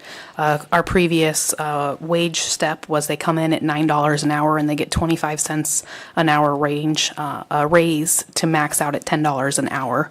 And I do have several at $10 an hour. My understanding from the street superintendent is some of those employees have expressed some concern with continuing in that fashion due to the hours and the wages, but they're essentially doing it as a favor to some of the employees to continue operating in that fashion. Okay, because I was just thinking about, I didn't know how many employees there were, just thinking about so there's not an employee who's there Friday, Saturday, and Sunday then? Like one person who's doing it, who's working? There are weekends where the same person is scheduled all 3 days. We try to work with those that we have on staff, so those 2 or 3 people that are seasonal at that time, and understand what their schedule and vacation needs are, what we can say are or are not available, and try to set the schedule that way. Okay. I see. I'm just asking on the staffing because I was thinking that there was an individual who was working, the 19 hours per week and, giving up every single weekend, for the April to December and getting paid $10 an hour, which would be like a gross annual salary of $7,000 to give up your weekend for April, every single weekend from April to December. And I was just thinking about this individual. So if there's multiple individuals, then I guess it kind of isn't that, what I was thinking. So then right now you said there's 3 individuals who work? Or? We try to hire 3 seasonal employees for each half season. Last year we were only able to get 2 for a portion of it though. Okay. Okay, sounds good. I was just thinking, and then is there any flexibility on the wages, like with the budget, with kind of just thinking about the employee, if we need If the operation of the compost facility relies on somebody being there to operate it, then I was thinking about what it would, that the wage of $10 an hour. I don't know if that's attractive. I think, in my opinion, it's not that attractive. But is there any movement on that? The feedback we've received from our employees is that it's not attractive at that rate. We, as myself, as a department head, and Rick Legg, our street superintendent, who also manages the compost facility, do not set the wages. We submitted some information to HR and the city administrator this year to request an increase of wages, and they made the decision to increase from $9 an hour to $10 an hour starting wage. Okay, thank you, Heather. Your Honor? Yes. I'd say I'm a medium user of the compost facility. I'm down there every couple weekends. I wish we could be open more days of the week, but currently with our fees and our usage, we can't do it. So I think we should just stick with these. And I know we're also doing a solid waste study that involves compost, so hopefully we'll have some better idea of how other communities handle it, a better picture of our demand and some other options. So I'd like to make the motion to just keep the status quo. And I will second that. Okay, I have a motion and a second. Your Honor, if I'm... Yes. As a medium user as well, probably a couple times a month, understand the realities of what decisions we made in the past and how we're trying to keep that budget as neutral, make it an enterprise fund. The fact of the capital expense this past year, we would have been in the black with this. I'm kind of thinking of peak seasons, spring and fall, if there's the ability to flex maybe an additional day here or there, because I do know the usage on those limited days becomes quite high. But crawl into maybe looking at if there's an opportunity for expanded hours while still maintaining a fiscally responsible approach to it. Thanks. One of the comments and feedback we've received from users of the compost facility is they just want consistency in days of the week. So we have received, and that was one of the reasons we put this as a discussion item, a request from the public and some informal discussions with council members to open sometime between Sunday and Friday. Whether that be for a period of time on a Tuesday or a Wednesday, to provide for some of those intermediate users not having to hold on to their material that long. But instead of doing that as a spring or fall only, if we are interested in adding that time, I would make the recommendation that you do that the whole season, just from a communication standpoint and consistency for the public, so they know what hours of operation to expect. Heather, do we have, I know there was one machine expense in this last year that put us in the negative. We're not anticipating anything else like that this year? Our next capital equipment expense that would exceed to $5,000 and move it into the capital equipment account line item is projected in fiscal year '28. Okay. Would we have the funds to be able to do another year then? Or another day open? We do have the fund balance to make that happen this next year.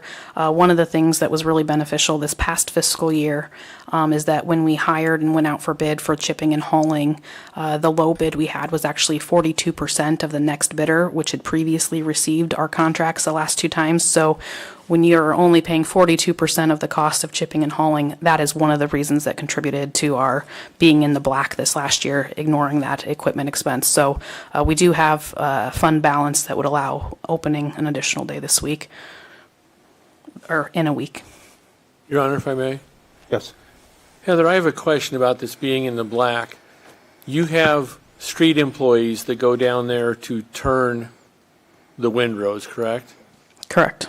Are there hours documented against the compost facility and Yes. taken out of the street budget? So all the numbers you gave us, it's a very accurate picture of all the street department employees, their hand in this also, right? From a time and labor perspective, yes. Not from an equipment and material perspective. We don't charge the compost facility for all of the street equipment that we use down there. Not even the depreciation, you don't? Okay.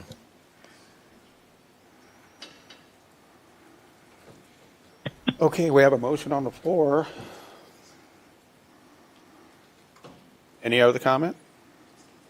Heather, Anything? I have a question. Sorry. Can I ask a question? Go ahead. Heather, with the, I did, seeing the material handling, and 130 hours was used to sort all of that. So I'm not a very frequent compost facility users, but why do you think that the public hasn't, sorted it out as best they can? Is there, what instructions, what do people see when they go and can see a sign and, this is how it would be sorted for this, or et cetera?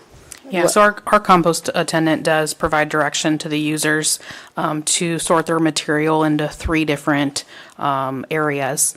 One being grass and leaves, another being like small branches, limbs, those kind of things, and then a larger area for if you had like a trunk of a tree that could be cut up for firewood, that would go in a separate location. Sometimes when material is brought in, it is a mixed load of leaves, grass, and branches. Some of that material you can't necessarily turn in a compost and make compost out of it. We also had a really big issue with those 130 hours that I mentioned in my memo, there was a lot of dirt and debris that had been mixed in that pile. That pile had been there for 2 years. I think there was probably some of it that came in after some natural disasters and some of those things. We used to accept stumps. We no longer accept stumps, so we still had stumps at that time. So that 130 hours was sorting through that pile as our contractor was out there for grinding the material of stuff they could not put through their grinding machine without causing damage.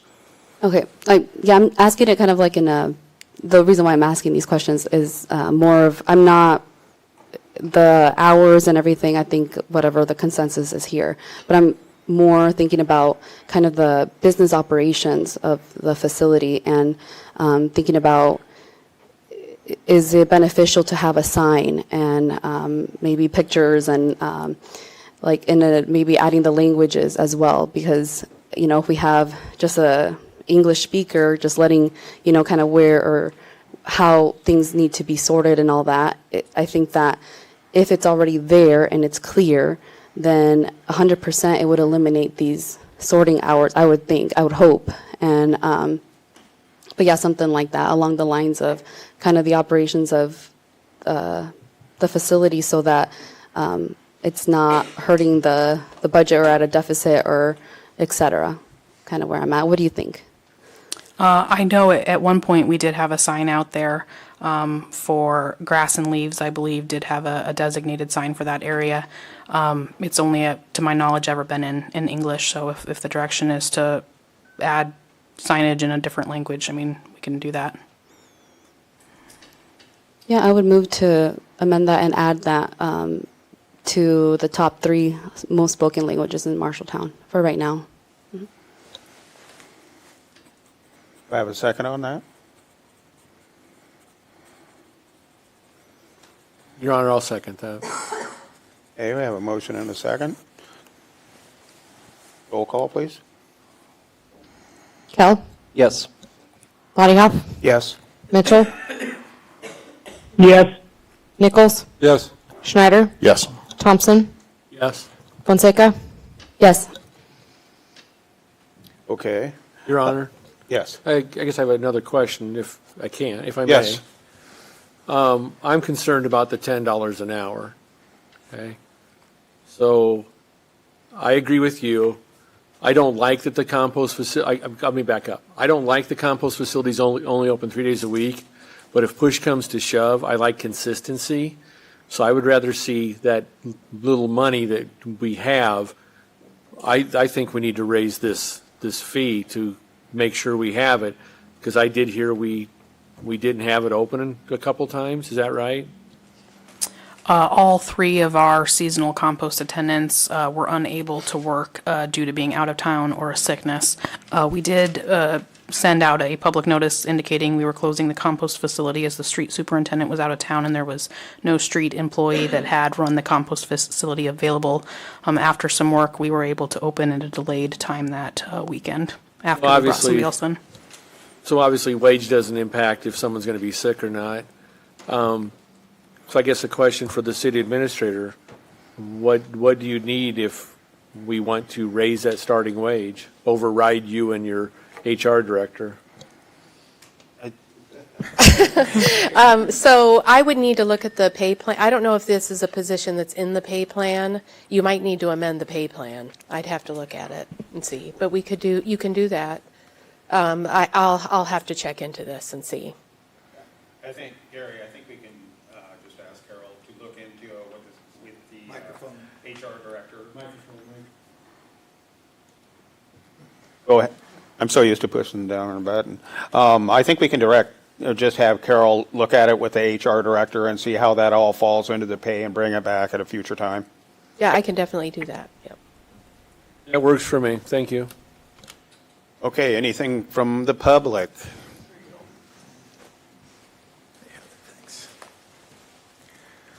Okay, so I just want to be clear, because, Mark Eaton, 1007 South 10th Avenue. I forgot. Haven't been here in so long. So, in the newspaper, it said we're in a deficit. We're not really in a deficit. The only reason, it's a technical deficit, because we spent $35,000 on a piece of equipment.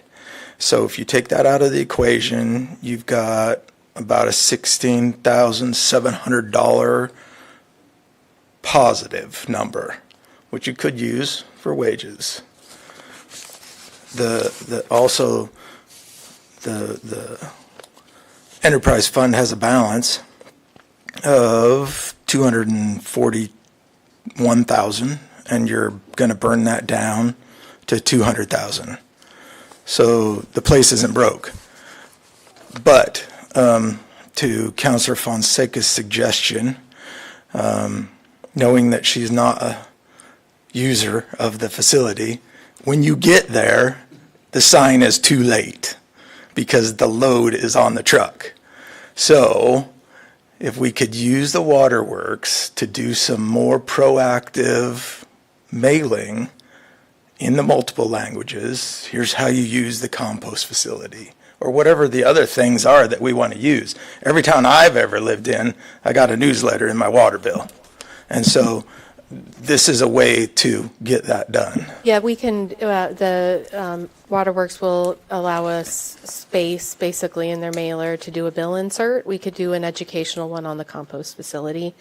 There would be a cost of materials to do that, but we could do that. I think that's a good idea. Obviously. But you can stick it on your refrigerator. Good idea. Anyone else? Let's have roll call. Lottie-Hoff. Yes. Mitchell. Yes. Nichols. Yes. Schneider. Yes. Thompson. Yes. Fonseca. Yes. Kell. Yes.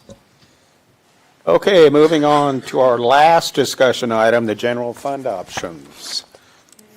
Okay, Your Honor, I'm going to kick this one off. So, as you recall, the City Council discussed the general fund, Fund 001, for the FY26 budget at its January 20th, 2025 meeting. And at that meeting, Diana Steiner, Finance Director, and I presented some options to Council for either increasing revenue or reducing expenses in the general fund, because at that time we had a budget shortfall of $1,361,819.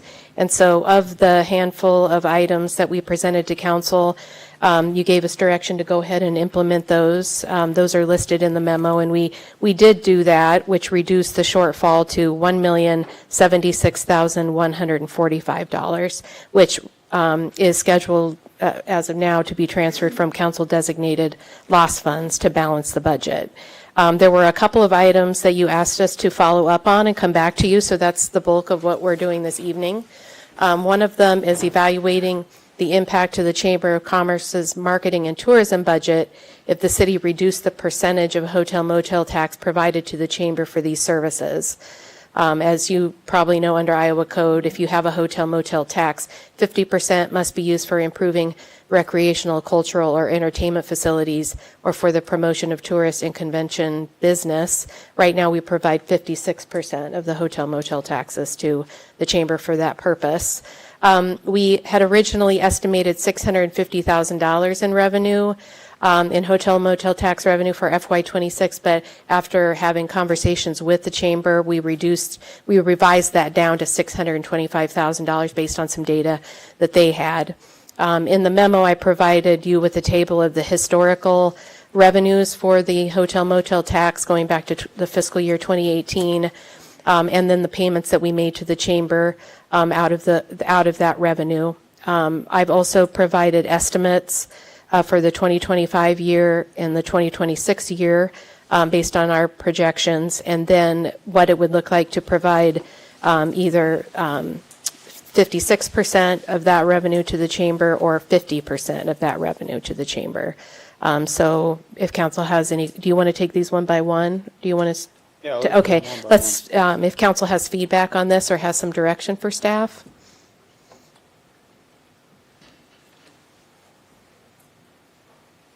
Item number one is? I guess, may I, Your Honor? I guess I'll go first. You first. The general fund is $1 million in the hole. We actually, by law, can keep 100% of the hotel motel tax as long as we spend 50% on upgrading our parks, operating the Coliseum. So how do we, I guess my question is, how do we tell the taxpayer that we have a possibility to recoup $300,000, but we're going to give it away so hotels and restaurants can make money off conventions? So I guess my position is, until we figure out how to get this city out of a deficit, we need to maximize the funds that are coming our way. So that's where I'm at, not going to 50%, going to zero. And I'd mentioned to Mayor Pro Tem Vladdyhoff that the chamber is here in the chambers, and if sometime in this discussion at your pleasure, if you'd have them come up and provide, because part of the direction of council was to talk about the impact to the chamber of making this reduction. Counselor, do you mind if I bring him up now? I'm just curious why we care what the impact is to the chamber. This is money, tax money, that is coming towards us, and why do we care about a nonprofit and how they fund themselves? Your Honor, I have a question. Yes, to go the ahead. city administrator. So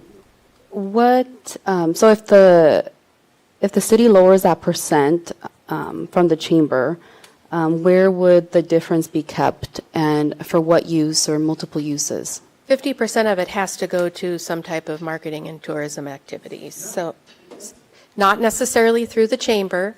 There can be other cities use this revenue for their library. They might use it for their art center. They might use it for some other purpose, but it needs to be related.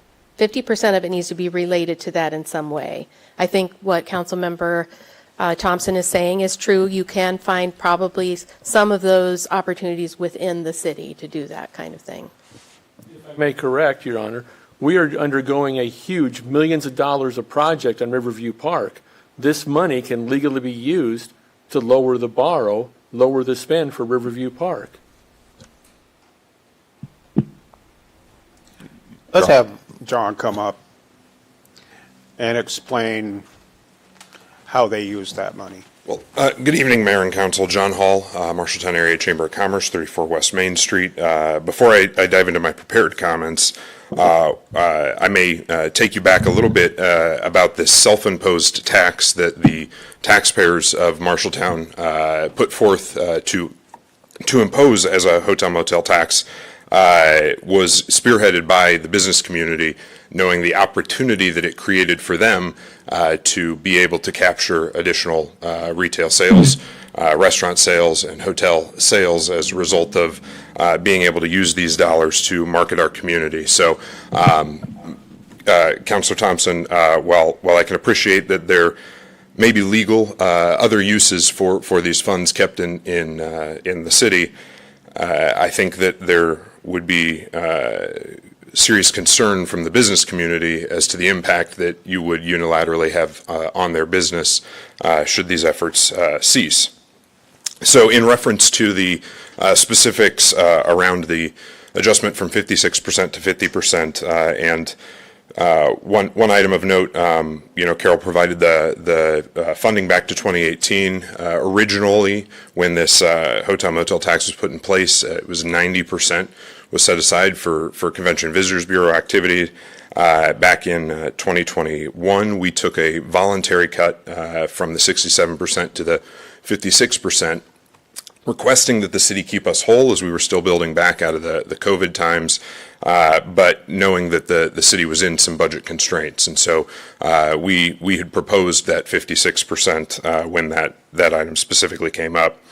So in the last, and really this is probably the last 18 to 24 months, what we've seen from our side of things in some increased costs is investment in things like the Placer AI data set. The tourism cost to that is a little over or a little under $9,000. That's this fiscal year. It is a 3-year contract and rises each year. That gives us great insight into specific visitors, where they're coming from, where they're going after they visit a location. We can track whether they immediately jump on the highway or come downtown to spend money at our restaurants and retailers. We use a tourism CRM called Tempest. That's $6,500 a year investment. Previously, we were just using an Excel document. So this provides us some additional sophistication. We also received grants from the Iowa Tourism Office for additional training resources on this. This is the CRM that the state of Iowa's tourism efforts uses, and it is partnered with a group called Huddle Up Group, which is specifically a sports tourism aggregator that gives us direct leads through the CRM, so we're able to pursue those. Some of the expenditures we had over the last couple of years, hospitality-wise, we had a little over 2,500 bags, 2,000 notebooks, 1,500 pens, 3,000 stickers, 500 rubber ducks, which I'll get to in a minute here. We've had presentations at or with the Iowa Rural Development Summit, Iowa Tourism Conference, on WHO TV 13, We Are Iowa 5, KCCI, the Iowan, Central Iowa Tourism Guide, and others, noting the approaches that we're taking to tourism being driven by economic return on investment to our community. We republished tear-off maps, which we had discontinued a couple years ago, but they are a highly requested item. Some of the unconventional things we've been able to recruit, the esports state tournament recruitment that happens 3 times a year. Our ability to think unconventionally has really allowed us to market to things like, we've got a powerlifting conference with a little over 10 states that participate, that's led by a local business owner that we're able to partner in and help support. And because of that success, we had the 16 Softball Hall of Fame ceremony that happened just this last week. And we continue to support the pro wrestling effort. And these events and activities matter. The recruitment and retention of these events takes considerable staff time, conversations, collaboration, and dollars to invest in the short-term needs and long-term growth. Most sporting events and conferences require bid fees that can range anywhere from $500 to $10,000 depending on the size, and we have to have sponsorship money to even be at the table on those conversations. Our investment around activities is really broken into 2 strategies. First, it's the startup to get it off the ground that has the potential to be a reoccurring and growing event and activity. Think the powerlifting conference. And then and the esports conference, or the esports tournaments, excuse me. And then the second is events that travel yearly, going to other markets, and we compete to host. These are much more precise with the economic impact, so we end up competing to break even with the hotel motel tax focused on other benefits like hotel occupancy and local sales tax and business support, knowing that at the end of the day, our businesses rely on outside events and activities to be sustainable. We also know that we have to invest in long-term capital investment for recruitment. So we put forth some resources into MAC Phase 1, the YMCA, YWCA pool upgrades over the years, Little League, the Legion Golf Course, and then the esports endeavors. Limitations on resources limit what we can invest in. We are behind on two big fronts compared to our peer communities: large multi-purpose sports facilities like Burlington, Muscatine, and Ottumwa, and 500-person convention centers. We cap currently at 200-person conventions, and it costs us opportunities like the Iowa Rural Development Summit. So in order to compete for new and support existing, we know that we have to take time and energy to do evaluations, like a hotel needs assessment that we actually funded through our economic development funds to analyze the market opportunity. We're roughly 200 fewer rooms than Fort Dodge as a comparison. But we work diligently to support, foster, and grow relationships with our 11 hotels with 577 rooms, even with consistent turnover. We have created and launched professional development training for our hospitality workers, but we're behind on our tourism efforts. Continual cuts will not allow us to grow past where we are.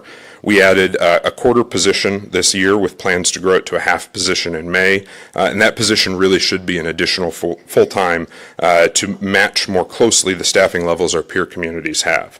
So in regards to the potential on the cuts, if we were in a position to have to make those, guides and maps would be the easy first item.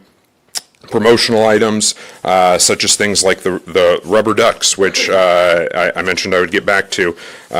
We worked with Renee Klaus from the Iowa Jeep Club. It's a large established event that moved to Marshalltown. Actually, it takes place in Tama County at the Oak Ridge MX. But it is the annual gathering of the Iowa Jeep Club, which, if you're knowledgeable on the Jeep world, rubber ducks are a big deal. They give rubber ducks as a token of appreciation for somebody's Jeep, and us taking the time to be thoughtful about crafting a Meet in Marshalltown rubber duck speaks volumes to that group, because it indicates that we're thinking about them as a unique, not as one of many. And that's what we have to compete on, and how we have to compete if we're aiming to attract and support them.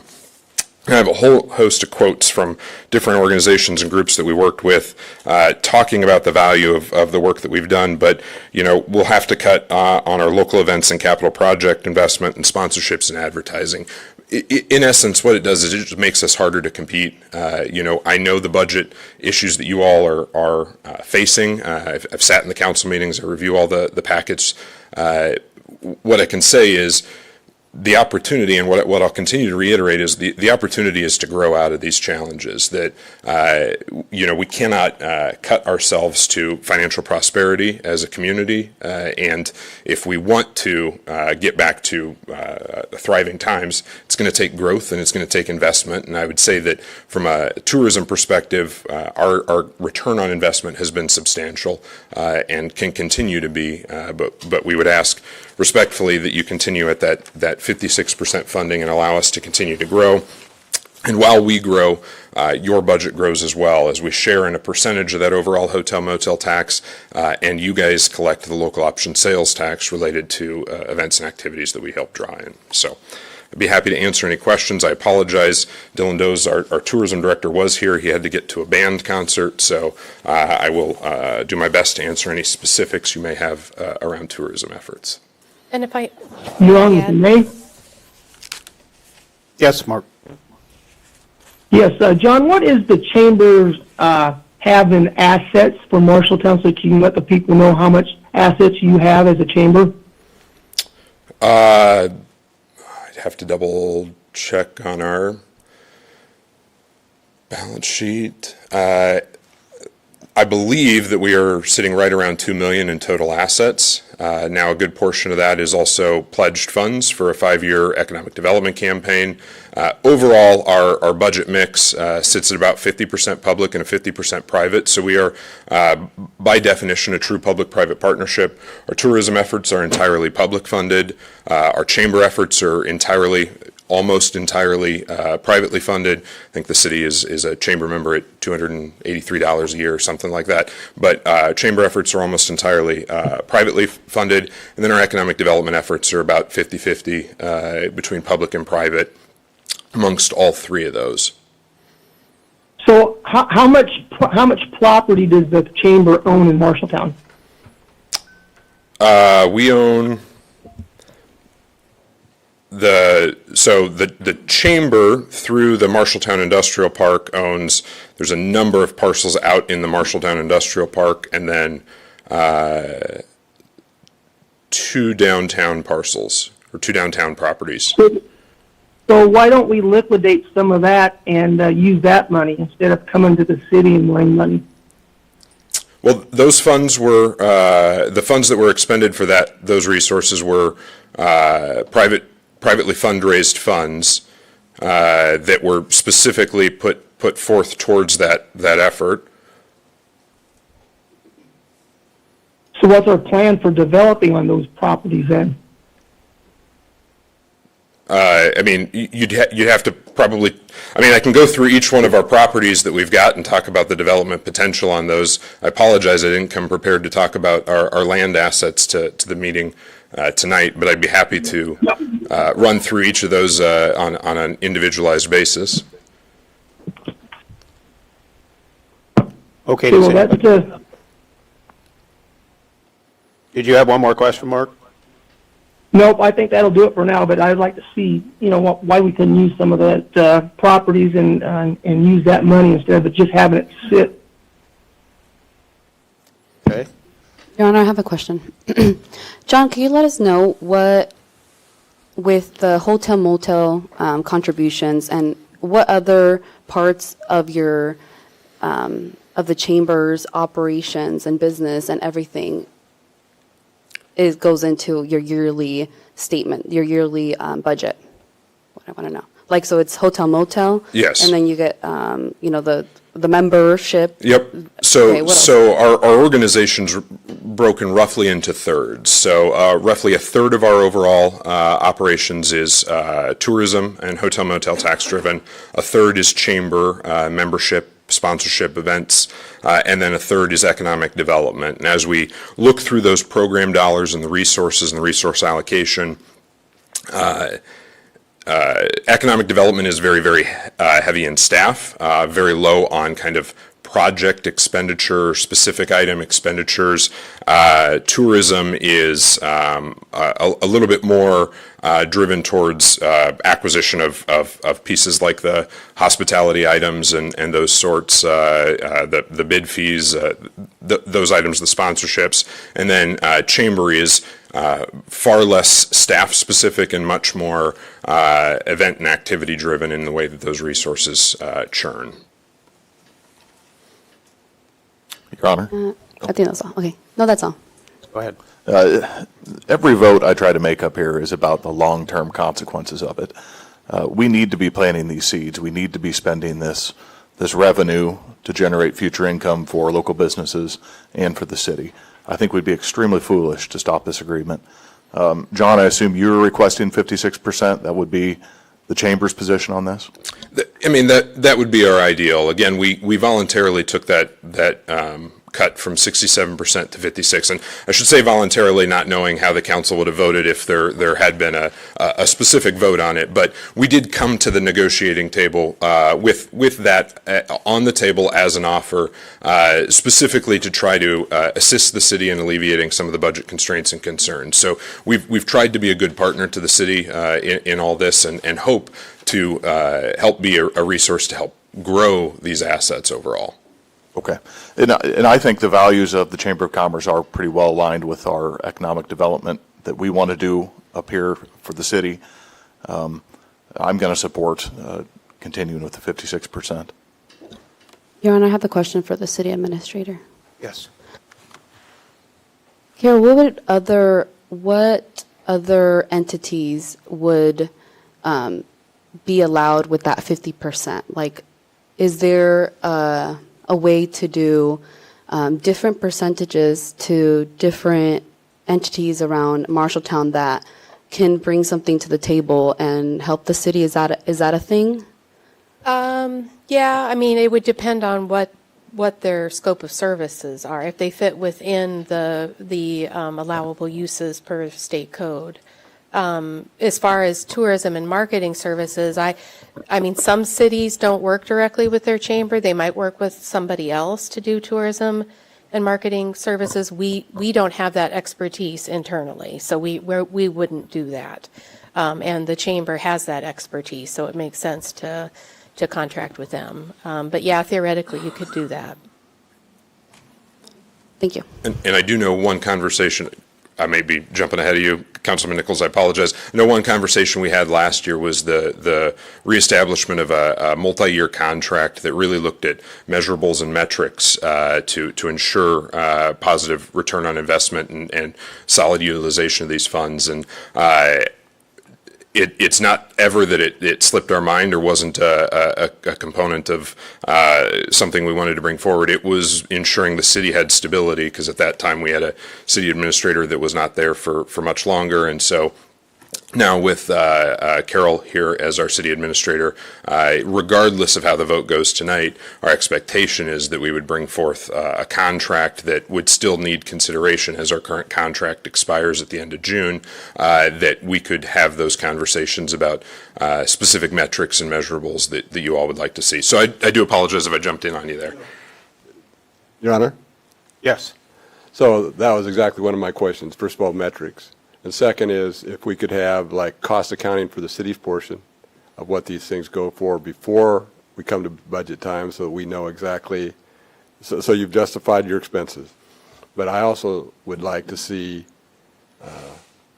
evidence of metrics that we're bringing people in, how we're performing against other communities, and why there's a why we don't, if our issue is we don't have a big enough conference center, that's one thing. But we're probably losing against equal competitors in some cases for whatever reason, who only knows. But that's push to make sure we're getting our value for our percentage. And if we need to, I'd say let's look at other options, but we need to make the most, and I think we need to promote Marshalltown, because I think we have a lot to promote. I just want the best way to do it. Your Honor, if I may. Yes, you may. I just want to throw out a few tidbits here. For a while, I kept rubber ducks in the van, and I gave them to Jeep owners, and they looked at me really funny because I was driving that van. And okay, so I understand. You didn't quite fit with the culture. No, I did not. But they like the ducks. They like the ducks. Clarification: this money has never been explored of how else to utilize the hotel motel tax. So, Councilor Fonseca's question. The $125,000 that we have allocated to the Arts and Cultural Alliance, that could come out of hotel motel tax because that's a cultural thing. Okay? Some of the cultural events could come directly out of this money and not have to channel through a nonprofit. Again, repairing the parks. We're going to be repairing probably the Little League Park. That's something that can come out of this. The other tidbit I want to throw out there is, as a former business owner, the chamber wasn't advertising my business to these conventions. So the hotels and the restaurants are the ones that get free advertising and make the most money. And then the last thing I want to say is, John, do you have the numbers? Can you break down with that new software you guys have, can you break down the number of stays that are directly attributed to the conventions? Are there overnight stays?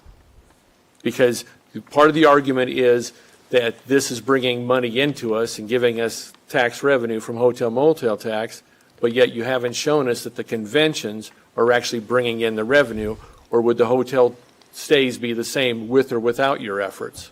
So are they day conferences where they're not staying overnight? Then this hotel motel tax, we're getting it with or without you. No, and that's a fair question, and I think that there's a couple of ways to analyze and parse these resources and these numbers. First, we've just never had great data sets to even measure in the past. That's something we do with every event and activity now is measure that economic impact related to each individual event and activity. But we also participate in broader marketing efforts that are not just specifically related to convention activities. And so if you're expecting to see a dollar for dollar return from conventions and into the overall hotel motel tax, we're going to miss that metric every time because the dollar for dollar return's not equivalent there. What we can show is, the dollar recruited for, or the dollars used for recruitment of conventions matching into the dollars back. And that's how we try to work on some of those, in particular, those traveling convention activities that they happen one year in one community and then they move somewhere else. We know based on historical data how many folks are staying overnight, and so we measure our hotel motel tax investment into it based on that. And we measure it typically on the overall hotel motel tax investment, not just our portion of the hotel motel tax investment. So we end up spending a disproportionate amount, but we know that it's necessary for supporting our hotels and then the retail restaurants. Again, they expect to be able to be, filled more than just what regular travel would look like. And the only reason I bring that up is I did my own advertising. Why can't a restaurant and a hotel do their own advertising? You're advertising for them with tax money that they're don't get me wrong. I understand they're generating the tax money, so we're basically advertising for them with their money, but.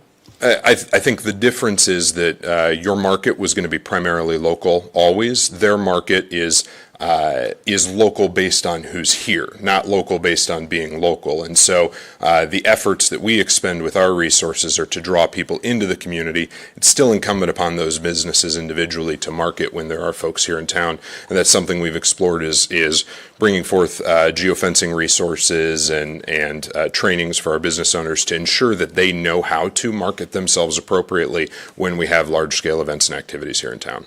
Thank you, Your Honor. Okay.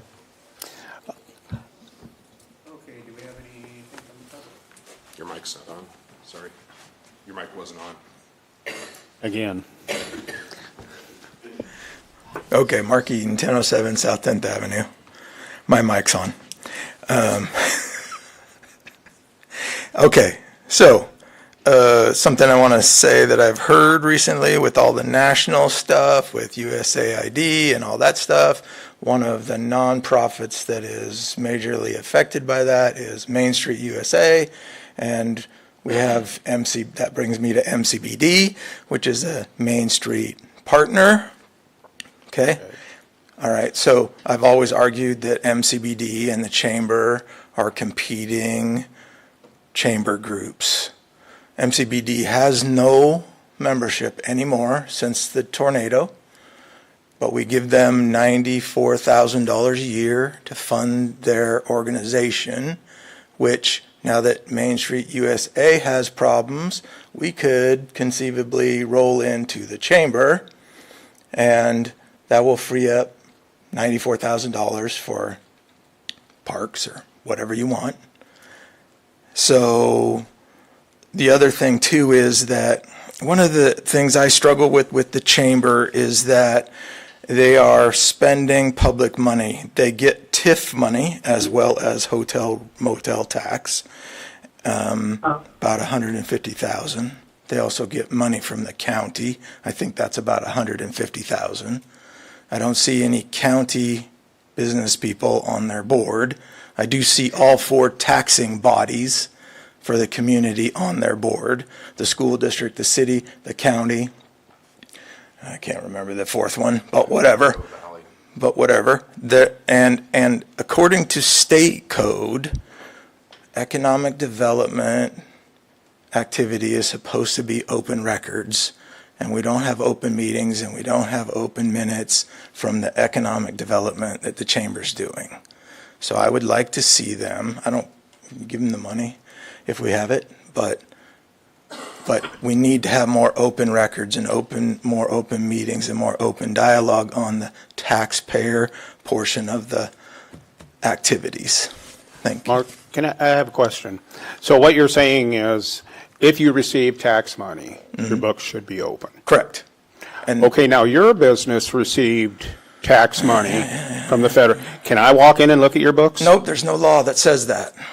What's that? There's no law that says that you have the right to do that. But there is a law that says that we have the right to, if you got taxpayer money, any nonprofit that gets taxpayer money is open records. Just like we didn't inspect your business that you got state grants for. Sure.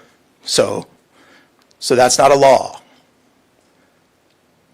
So, but there is law, and if you check with the Open Records Board, they have rulings, which says even if you send the emails to private email addresses, like Carol Hibbs' home address instead of her supervisor's address, that I have the right to FOIA that information. Problem is, I can't FOIA it because I don't know when it's discussed because the agendas are not made public. When we're talking, and all I'm talking about is taxpayer money, and that's state law. Thank you.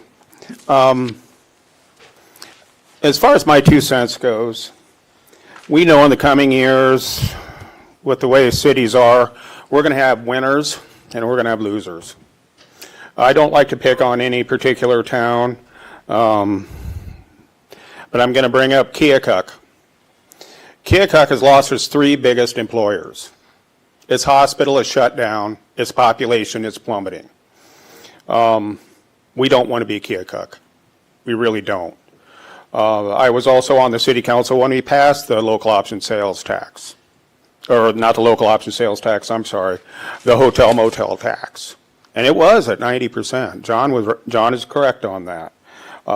At that time, we did know that we wanted one group leading the charge for economic development and events in Marshalltown.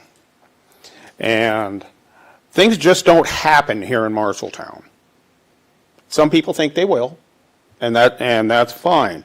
But in my opinion, having been part of so many different activities here in town, half the time the chamber's in there somehow, helping, directing, providing manpower, funding, that type of thing. Events don't just happen in town. So, in my opinion, I'm going to agree with Jeff. I think we stay at the 56%. I believe we can look at it again next year, depending on what the state gets to us this year.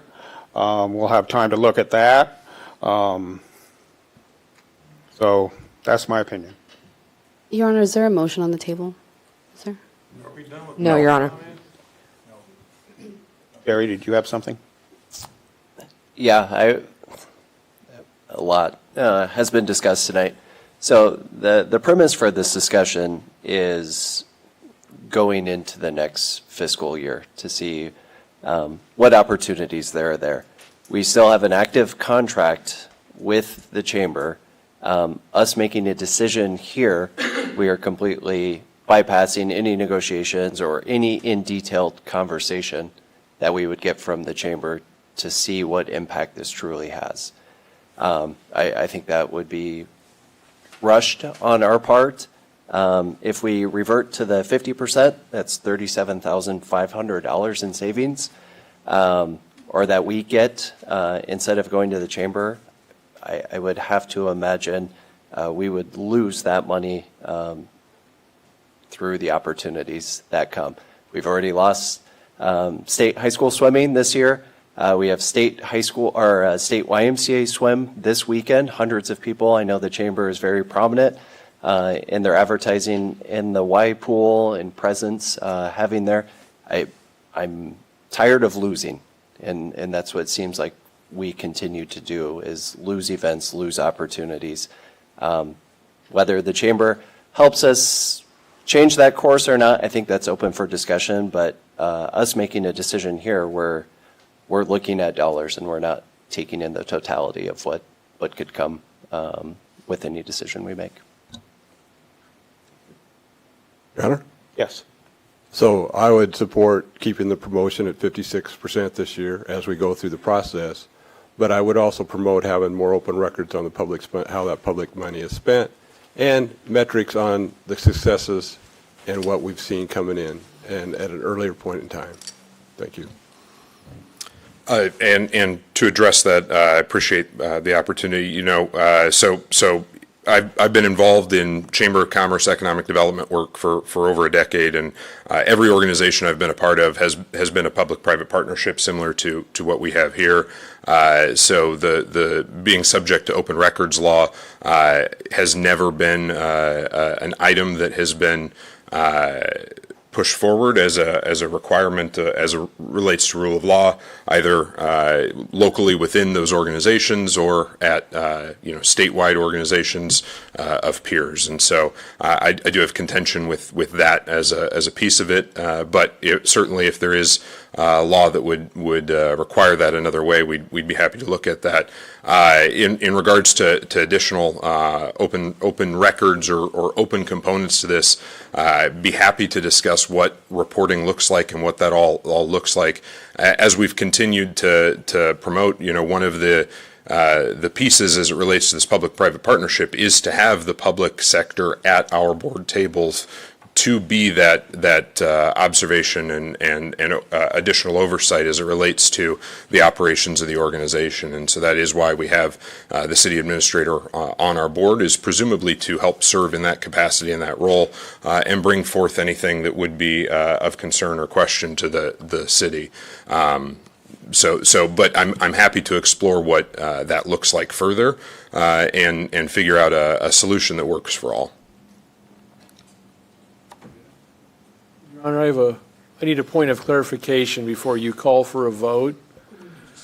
I want to know if we're violating our own policy, that we are talking about changing an amount that would go to the chamber as a percentage that is either going to stay the same or be reduced or increase, whatever, that it's going to be over $300,000 or somewhere in that ballpark. Are we violating our own city policy that at that amount of a value, does it need to go out for bid?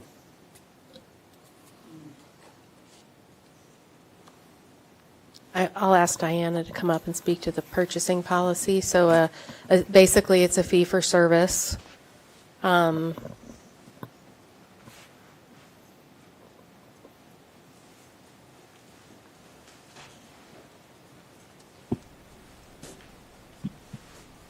Diana Steiner, Finance Director. So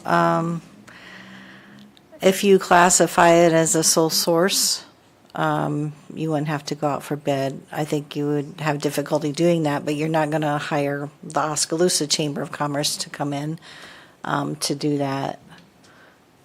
You could put it out for bid. Yes. I'm not asking for another chamber to come to town. I'm saying, from what I've heard here, it's strictly marketing dollars. So basically, we're hiring them as a marketing firm. We're giving them $300,000 to market Marshalltown. So that's why I'm asking. There are private firms that would probably love to have a $3,000 account. Yeah, you could put it out for bid. Yes, you could. That's all I was asking, clarification. I mean, getting back to what Councilman Kell was saying, we're putting the cart before the horse. Well, before we commit the funds to an organization, are we legally violating our own rules by doing that? So the answer is we can if we want to, correct? But yes, you can put it out for bid. Okay, Your Honor. So my question is, since the contract really doesn't come up due until this June, do we have to make, we're allocating dollars. We can still go out for bid and find out whatever before June and still be in good shape, right? The item that we've asked you to consider this evening is basically, what do we budget for this service? What do we budget for this service? And that's what we need to know today. I think if council wants to give additional direction to evaluate opportunities to bid this out, we can certainly do that prior to the end of this current contract. Because remember, what we are talking about is helping the general fund. That's what started, this is one bullet point of several that the city administrator is going to present to us here. So Your Honor? Yes. For budgeting purposes, I would recommend we hold the dollars that the contract currently stipulates. Okay. That would be my preference. I'd second that. Any other questions or comments? Jim? Yeah, so I'm trying to, Jim Shaw, 522 North Second Street. So I'm trying to understand what Council Thomas just said. So we could put the 300,000 up for bid. So then couldn't they bid against it too? Yes. Okay, so we could, as part of the group that are going to bid on it, if we do that, he'd have to bid on it too, or he could bid on it too. Correct. Okay. Okay, I have a motion and a second. Oh, we got one more. Oh, you couldn't have it without me. 128 East Main, I got a dog in this fight. I'm going to put a plug in for the chamber because you have to have advertising. You have to have it. I can look through suggestions on how to improve it. I mean, I got to read this magazine as I sat in the veterinary office, cover to cover. Good information in here, but we're missing so many holes in what this town offers. So, like I said, there's room to improvement, and the town suffers the most in the fact that it's so poor. That's the problem. It's so poor. Median income, or what, I mean, look at this data here, 65,000 median household income, 27,000 is per capita income. That's the problem. Number one employer, JBS USA, pays substandard factory wages. Sorry, it does. If you want to be rich in a town, your number one employer David, should be the highest paid. Can we stay with the subject, the The percentage? subject is we have to make this town more wealthy, and you have to have advertising to do it. But I'm a member of the NFIB, and they fight for things that the chamber fights against. The chamber's more for corporate America. The NFIB is for small business, right? We need to have something that fights for everybody. Everybody needs opportunity because everybody You have has an opinion to on the 56%? go to 50. Thank you.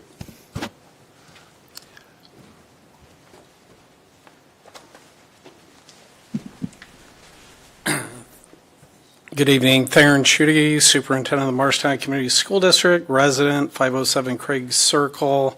In my opinion, the chamber has been the most instrumental player in my 9 years of being back in Marshalltown towards making Marshtown a great place to live, learn, work, and play.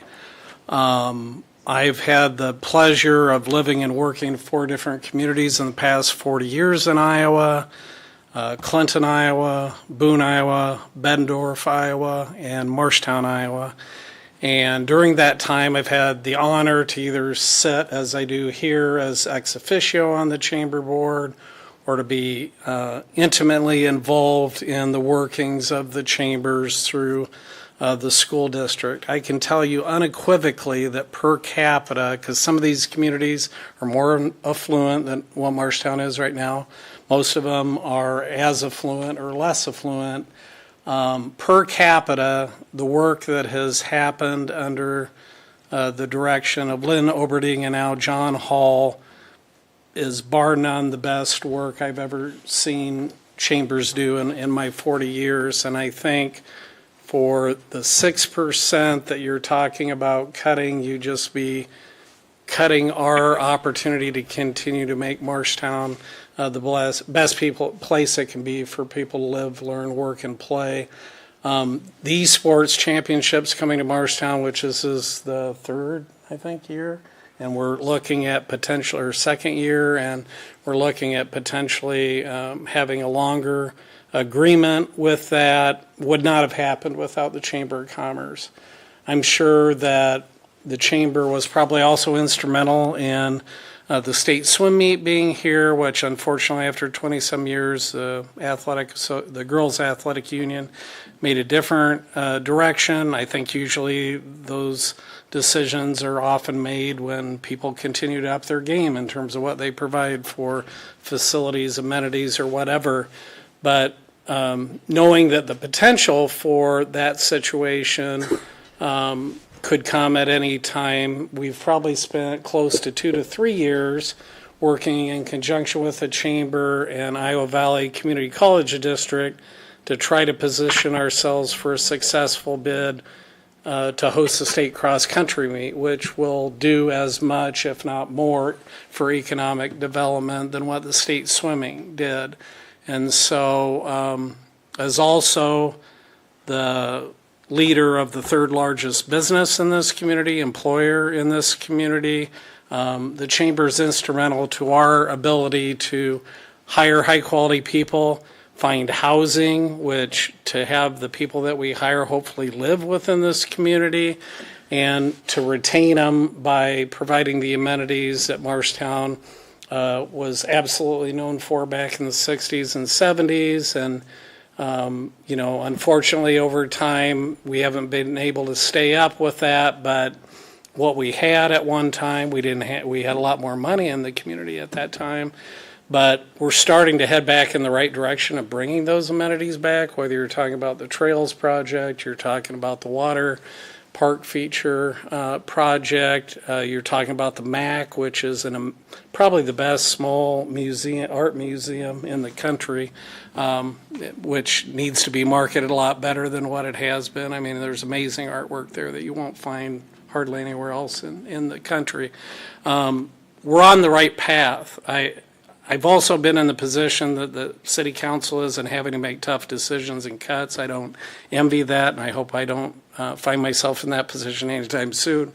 But I just encourage you to try to do everything you can not to shortchange one of the biggest assets we have for moving this community forward. So if there's any way possible to keep the funding at the 56%, that used to be 60-some percent and previously 90%, I would encourage you to find a way to do that. Thank you.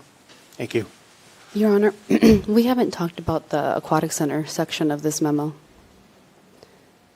Are we going to?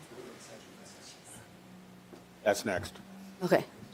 Okay, anybody else have any comments? Do we have a direction? We have a motion on the table to hold the dollars of the current contract the same.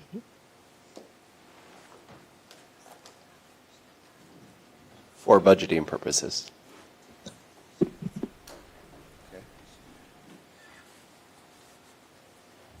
I need that's a motion? It's been seconded. All Yeah, right. we have a motion on the table.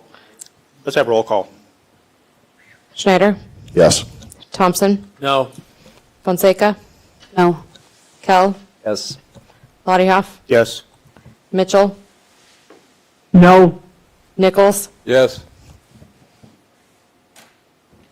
Okay. Before we leave this item, is there any additional direction council wishes to give on this issue? I just want to make sure we're not leaving something behind. We'll use this number for budgeting, but is there anything else that we need to bring back to council regarding in preparation for renewal of a contract with the chamber? And we don't have to do it tonight, but I just want to know, is there anything additional that you have for me to follow up on? I think I'm comfortable where we're at. Well, I think there's been many things discussed. One is, more transparency, other metrics, other options. I mean, I just think that needs to be explored, probably not killed, but explored so we know what we're dealing with and what our options are and the best way to market Marshalltown. Because I think what we all want is to promote Marshalltown.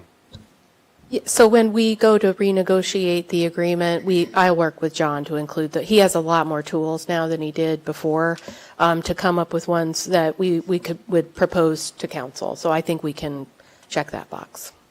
Okay. I'd like to see a list of assets as well. You say that again, Mark?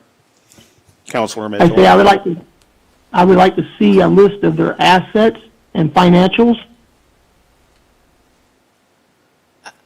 And I'll also check into the issue of the open records. Yeah.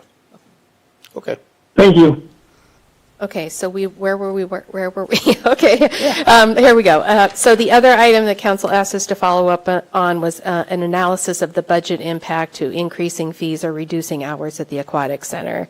So the table I've provided here, Jenny Hart provided, so I'll have her come up and be here for any questions if you have. You can see numbers here that she ran. I'll let her talk through her analysis. Can you bring up the memo? I think I can. Because I don't have that in front of me.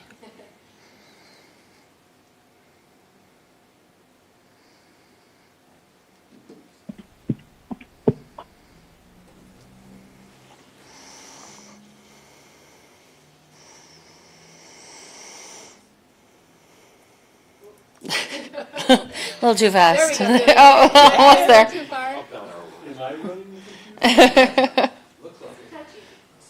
Okay. All right. Jenny Hart, Recreation Supervisor. I did an analysis on the cost for staffing the aquatic center per hour, because we were thinking about taking the Monday through Friday only down to closing at 6 p.m. instead of 7 p.m., which in a 12-week season would save you $18,420. That could also twofold start evening water walking earlier. Evening water walking right now is from 7:30 to 8:30. And that could go starting at 6:30 to 7:30. You could get more attendance. This last summer, we didn't have as much attendance as we have in the previous years. I think it was 900 and some that we had this past summer for evening water walking. And I don't know what that's contributing to. I wish I knew. In the past, it's been around 1,500 for evening. Our morning water walking numbers are around 4,000 in a season. So, I mean, the working people don't necessarily, some of them can't come during the day. So, but no longer offering evening water walking, which we've started about 12 years ago, I believe, would save $6,900, and this is just staff costs. This is not chemical costs. Your chemical costs and your costs that to just run the aquatic center stays the same. This is just strictly staff. Questions? Yes. Jenny, in between 6 and 7, how big a crowd do you get? Is it dropping off, or does that tend to be a pretty busy time? It depends on the day, and I don't have the spreadsheet in front of me. I do a spreadsheet every year of 100%, like I can give you percentages of how many come at 5 and how many come at during the day and stay. It's during the weekdays, that's when your families come, and it does go down to $3 after 5. So, I mean, I can't really say, without the numbers in front of me, and it's really hard to say, but that's when a lot of the working families will come after the 5 o'clock after they get off. I did some looking up of other Iowa cities, and it's kind of all over the place, but it seems like it settles at around $4 or $5. Yeah. For a city pass. I think Cedar Rapids is a little bit higher, like at 7, something like that. So I'm comfortable. I mean, we're really talking pennies here. I mean, we're trying to cut the best we can and things. Closing at 6 o'clock, in my opinion, in my professional opinion, it would be beneficial for my staff. The staff would enjoy it. But for the public for service, I don't think it's a good idea but that's just my professional opinion. And I would tend to agree with, I think the fact that families can come at that time with the parents with their children, I think that's a good, it's a good time of day for them to be able to do that. And they come for a couple hours, and a lot of times those kids can only be in the water for a couple hours. It's a time to bring the little ones and things from daycare, so. Your Honor, I have a question. So all these are just the expenses. They're not net of the user fees we collect for No. those, right? Do you have any idea what the user fees collected after 6 p.m. are? Or it sounded like the evening water walking fees, it was roughly $4,000 in revenue, so it might only be a $2,900 savings. I'm really not in favor of any of these cuts, honestly. But. Yeah, the after 5, I would have to look at my numbers and get back to you on that. I can't say if I did put them in there or not. I can't Jenny remember. sent me a more in-depth, sorry. More in-depth spreadsheet that I kind of whittled down. And we can certainly look into that. But, you know, as we've talked about with some of the other general fund, as we went through the other list, thinking about going forward, over this next year, how do we evaluate the choices that we're going to make in light of the fact that the legislature is still working on property tax reform, that will continue to ratchet down our general fund levy, and that we need to make some decisions. I guess personally, I would say that we consider these items in that context. Or may I? Yes, you may. I would say, I agree with Councilman Schneider. I wouldn't make any of these cuts. But what I would ask your department, Jenny, and every other department is, we got to start tracking stuff better.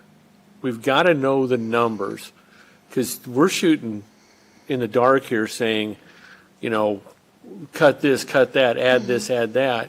It's hard for us to make these decisions and impact the least number of people, okay? So I would say we're probably going to be moving the $1 million in from loss this year for 2026, but I would ask, leave this the way, I would say leave this the way it is, but we need better information And somehow. like I said, I have a massive spreadsheet, and I sent it to Carol, and it's kind of overwhelming because it goes through the year after year. I mean, since we've opened the aquatic center, so it's pretty extensive, and so I can tell you exactly how many of each thing was every single day, and so I can pull those numbers. It's really easy to pull the numbers. But even those numbers mean nothing to us if you're not tracking temperature. Oh, we track temperature. Okay, We track all right. temperature. We track if we close early, if we due to staffing or due to weather. We track all of that. Your Honor. Your Honor? Oh, sorry, and we also track cash versus credit card transactions. So I echo what previously said, not seemingly in favor of any dramatic changes here. I don't know if you have the data. One thing that does sound intriguing is moving the water walking forward up. Does that increase user count or fees from that? Just 7:30 to 8:30 at night, and doesn't personally work for my schedule, but maybe a little earlier one would generate additional people. But corollary to that would be obviously having to cease hours or stop a little earlier with the pool. So yeah, is there from 6:30 to 7, is there very little attendance? Does that seemingly allow us to close the pool a little earlier, which starts water walking earlier, but understanding then the family discounted rate or maybe moves up to 4:30 versus 5? I mean, I think there's a lot of moving pieces, but I think there's in the approach to try to see how we can be as efficient as possible, there might be an opportunity to increase participation or overall attendance fees through this. And I can tell you that when we've had to close the aquatic center early due to low staffing, or right before school starts, there was a few years that we were closing the aquatic center because we didn't have enough staff to keep it open past 4 o'clock. we were offering evening water walking earlier. So they would have that opportunity to do 4 or 5 o'clock, and then also a 7:30 and 8:30, and it was well received. So that I do think that people will come no matter what. But that 7:30 to 8:30 has always been a stretch, and it's because of the 7 o'clock closing time. So if we were to move it to 6 o'clock, which is what time we close on weekends, I could see more attendance.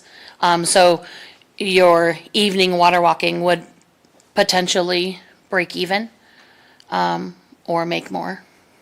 So, Yeah, any data would help. Yeah. Thank you. Yeah, and along the line of that, we have savings here, but we don't have either income projected or the attendance. Like if evening water walking, we cancel, but it has more than enough people to make up for that amount, and we lose that revenue, then we're hurting ourselves. So for me to make any decision that's logical, from my perspective, is I need to know more than just how much money we could save. I need to know revenue generated or attendance that happens in that period of time, so I can make a decision that I think is more reasonable. I'm not in favor of cutting it now, but I think we need to be tracking better if we're going to make a wise decision on the best use to support as many people as we can in Marshalltown. yeah, and I did, I think I provided a 4 or 5 year span of attendance, and so revenue versus expenditures, and what it would cost to break even on the evening water walking and so on and so forth. So I did that. I'd say cost all those comparison. components, like family Yep. passes. Yep. We have day that all in this passes, spreadsheet, which water walking, whatever special program we have, let's know those numbers. I'm gonna assume that it's been given to council, but I have that, so I I didn't am. give him the big, gigantic. It's on 11 by 17 when you print it. If I may, Yes, you may. our expectation, I'm speaking for all of us now, you need to consolidate that information. It needs to be clean, it needs to be crisp, it needs to tell the story without us having to read every page. So, Your Honor, I'll make a motion to not make any. Is there any other questions? Yeah, I do have a question. So right now, not right now, but in the summer, when water walking starts, is there an AM water walk, or is there like 3 options, or what? Yeah, what so is there's 2. And when we're saying water walking, it's not just water walking, it's water walking and lap swimming. So I don't want to leave out the lap swimmers. But we do 11:30 to 12:30 time as well. That's more heavily attended. We average 100 water walkers in that time on any given day. So yeah, it's just the evening we were trying to offer something more for those that work during the day and can't get off during their lunch hour to come and water walk. Yeah, I think that the aquatic center is just so it's crucial to the summer, the Marshalltown summer here, and just any and all information that you can provide us just to make this decision, and because.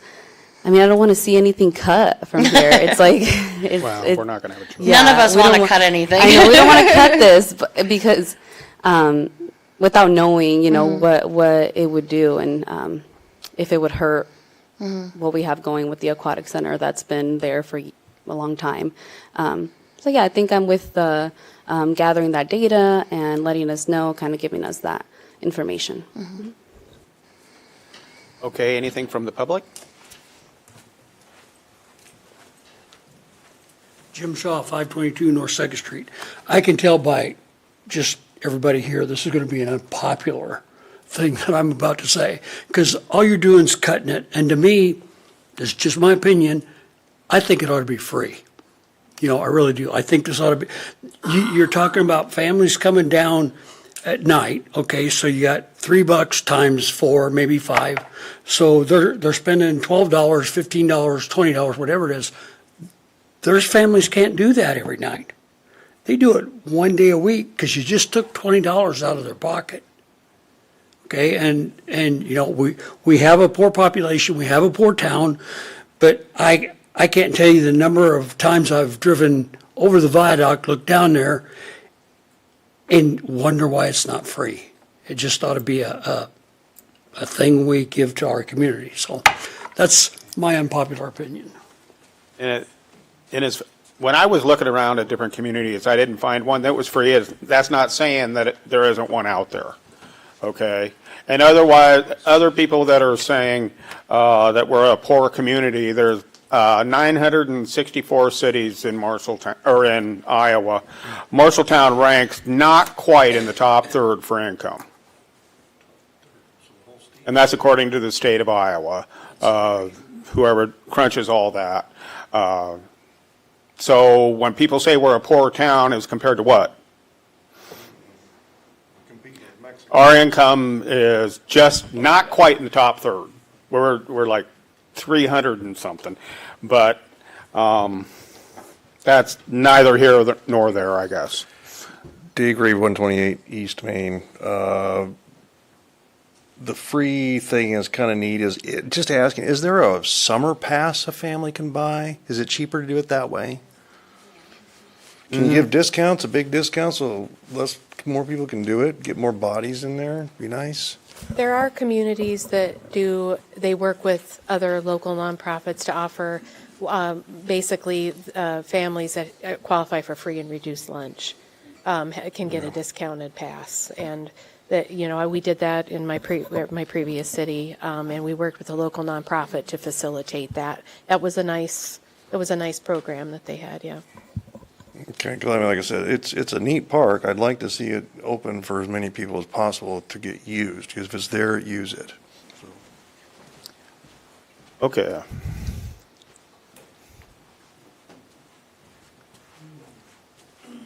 Sarah Rosenblum, Marshalltown Public Library Director. I'd want to say that we, the Friends, pay for passes. We get them from the aquatics, from Jenny, and for everyone we buy, we get one. So we support the city by giving passes to the kids for summer reading activities, and they're very, very popular.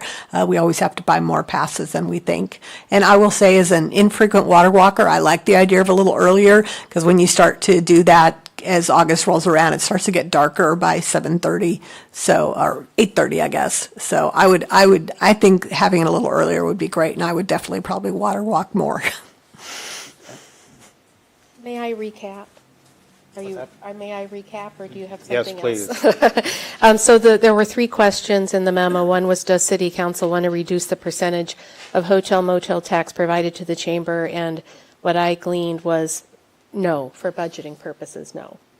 Does City Council want to reduce hours and or increase fees at the Aquatic Center? And I have a no on that.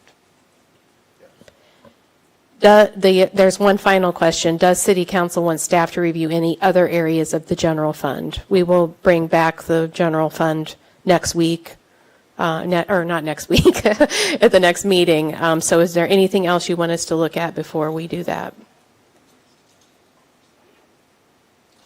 Your Honor, Councilor Thompson alluded to it earlier. I think we know the path we're going down, and I don't think the intent is to continue to kick the can down the road. I just think we need more runway to actually properly evaluate everything versus in a matter of a month having to figure out what we're cutting. So if we do go down the path of using local option sales tax to close that gap or completely fill that gap, I would request that we start these conversations earlier in the year so we are prepared next year to make informed decisions. Thank you. Your Honor?